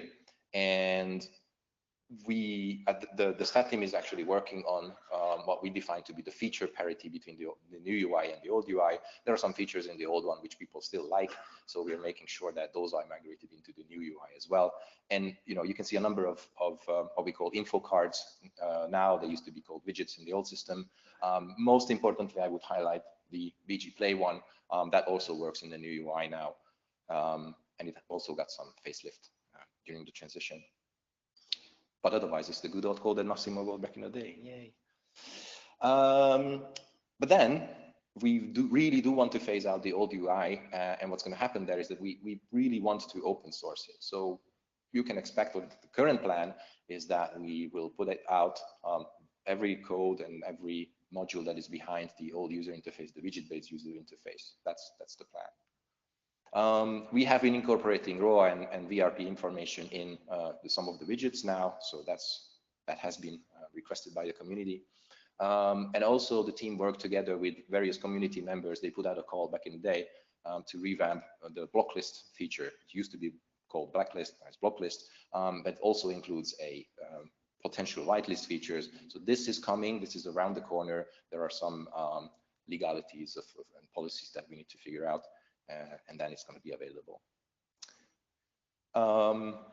The team has been working on trying to work on the consistency of the data API. There were bits and pieces that were different in different calls and so on. So the quality of the API is going to be enhanced. And they are also focusing on the operations to make sure that the service is available and we can scale up if we need to. Michaela and Stefan are here if you want to talk about RIPE-STEP in particular. They are the best people to approach. And then RIPE IP map. IP map needs a lot of care still to make it really useful for the community, but we are working on this as we speak. Just this week, a new engine, DNS engine, has been released behind the scenes. So this means that we are using the DNS PTR records that exist for the various hops along the trace route to give a hint to the engine about where those IP addresses might be. And we're using the CADA data, one of the CADA data sets for this. Yes. The various engines, so we call these engines that help the system figuring out where the hops of the infrastructure are. We made these engines work together with each other, so they inform each other nowadays. And the focus from now on is going to be on the crowdsourced engine, because we heard that a whole lot of people would love to help the system, and they have data that can inform the system about where the particular prefixes and IP addresses are. So that's going to be our next step. And if you want to talk about these details, then Chris is the best person to approach. Okay, and finally, one slide on RIS. So RIS is the routing information service or system, I think, that collects BGP information. The website has been renewed. It's nice and shiny. It has proper documentation. I encourage you to look at it. It's really a step up from what it was previously. We are still looking for peers. So if you would like to peer with RIS, then by all means come and talk to us. And us in this case being Emil or Michaela or Florian. Florian is, they're all in the room, so find them. There is some research published recently based on RIS information. So there was this award-winning labs article about bias in network infrastructures that also touches on RIS. So that's nice. I really love that. And also on the data level, we have made improvements. So there is better metadata nowadays. And what I would like to highlight is the upcoming public Kafka instance. So what we internally have is Kafka is shoveling all the messages from the route collectors to the system. And what we have been thinking about for a long time, and it is around the corner, you can try it out if you want, if you talk to Florian, is a public instance of that. So if you know what Kafka is, how to tap into Kafka flows, we will provide a public Kafka instance of all the messages flying around in BG Play. I almost said BG Play, in RIS. So, if you want to drink from the fire hose, basically you can. I do not recommend it for everyone because it's not easy to do, but in some cases that's highly useful. For example, what we imagine is this will be an enabler for having local endpoints, if you will, for fire hoses all over the world. So all of a sudden, RIS data can appear in West Coast and East Coast and Asia locally or visibly locally. And then for bonus points, we imagine that we can run RIS live on top of it locally over there. So for example, the Japanese community can just tap into the local Japanese RIS live instance to observe their prefixes and how RIS sees those prefixes. So that's pretty cool, I think. And that's all I had to say. If there are any questions, I'm happy to answer, or you can find me and my colleagues around. Thank you very much, Robert. So we've got about 1 minute and 30 seconds left, and I would like to use that to welcome our 2 new co-chairs. Stephen, please jump into the queue. And we will, I think I have to click some buttons, and then you have audio and video. Stephen, hello. Hello. Hello. I'm here. Wow, you've got some, excellent. Please introduce yourself. Hi, my name is Stephen Strauss. You haven't been able to see me until this point. I can't even see if I'm on the screen. You are. Sweet. I've been able to see your faces, so it's been nice to see some familiar faces, even if that's been unidirectional.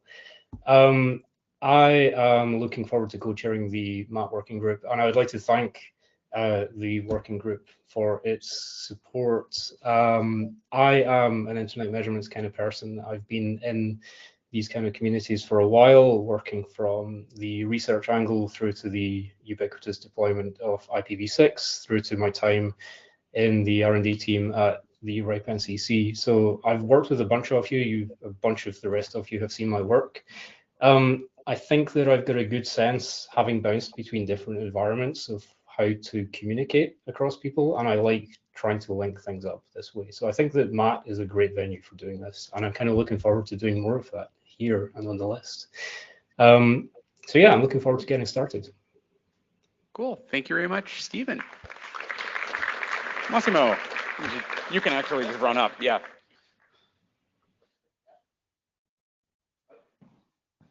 Gonna be super fast. We don't have a lot of time, so hello everybody. My name is Massimo Candela. The first thing I would like to say is really thank you, Brian, for everything you have done for this working group in the past years, for all the emails that you answer me, and everything you have done. Just briefly, yeah, also measurements are something I like. Currently, I work in NTT. In the past, I was in the R&D department of RIPE NCC. And I think this working group is amazing for supporting and creating solutions and insights, both for the operator worlds and the academic world, which is something I will like to keep and grow in the coming months. And thank you very much for your support during the selection procedure. That's all. And thank you very, very much. Stay up for a minute, thanks a lot to Massimo and to Stephen for standing, and to Nina for continuing. I think we have a really, really, really strong chair team going forward. I was thrilled to see Nina continue and to see both Stephen and Massimo step up. I have really enjoyed chairing this working group for the past, I don't even know how long it's been, 7, 8 years. Thank you. Internet measurement remains kind of a hobby of mine, but sort of the day job has been pushing me more and more toward the data center side of things. I expect that you'll see me around other venues around the internet, and I hope to be up on the big stage in the plenary talking about some of the work that I'm doing at some point in the future. But, you know, watch this space. So thank you all very much. So long, and thanks for all the fish. Lunch is served.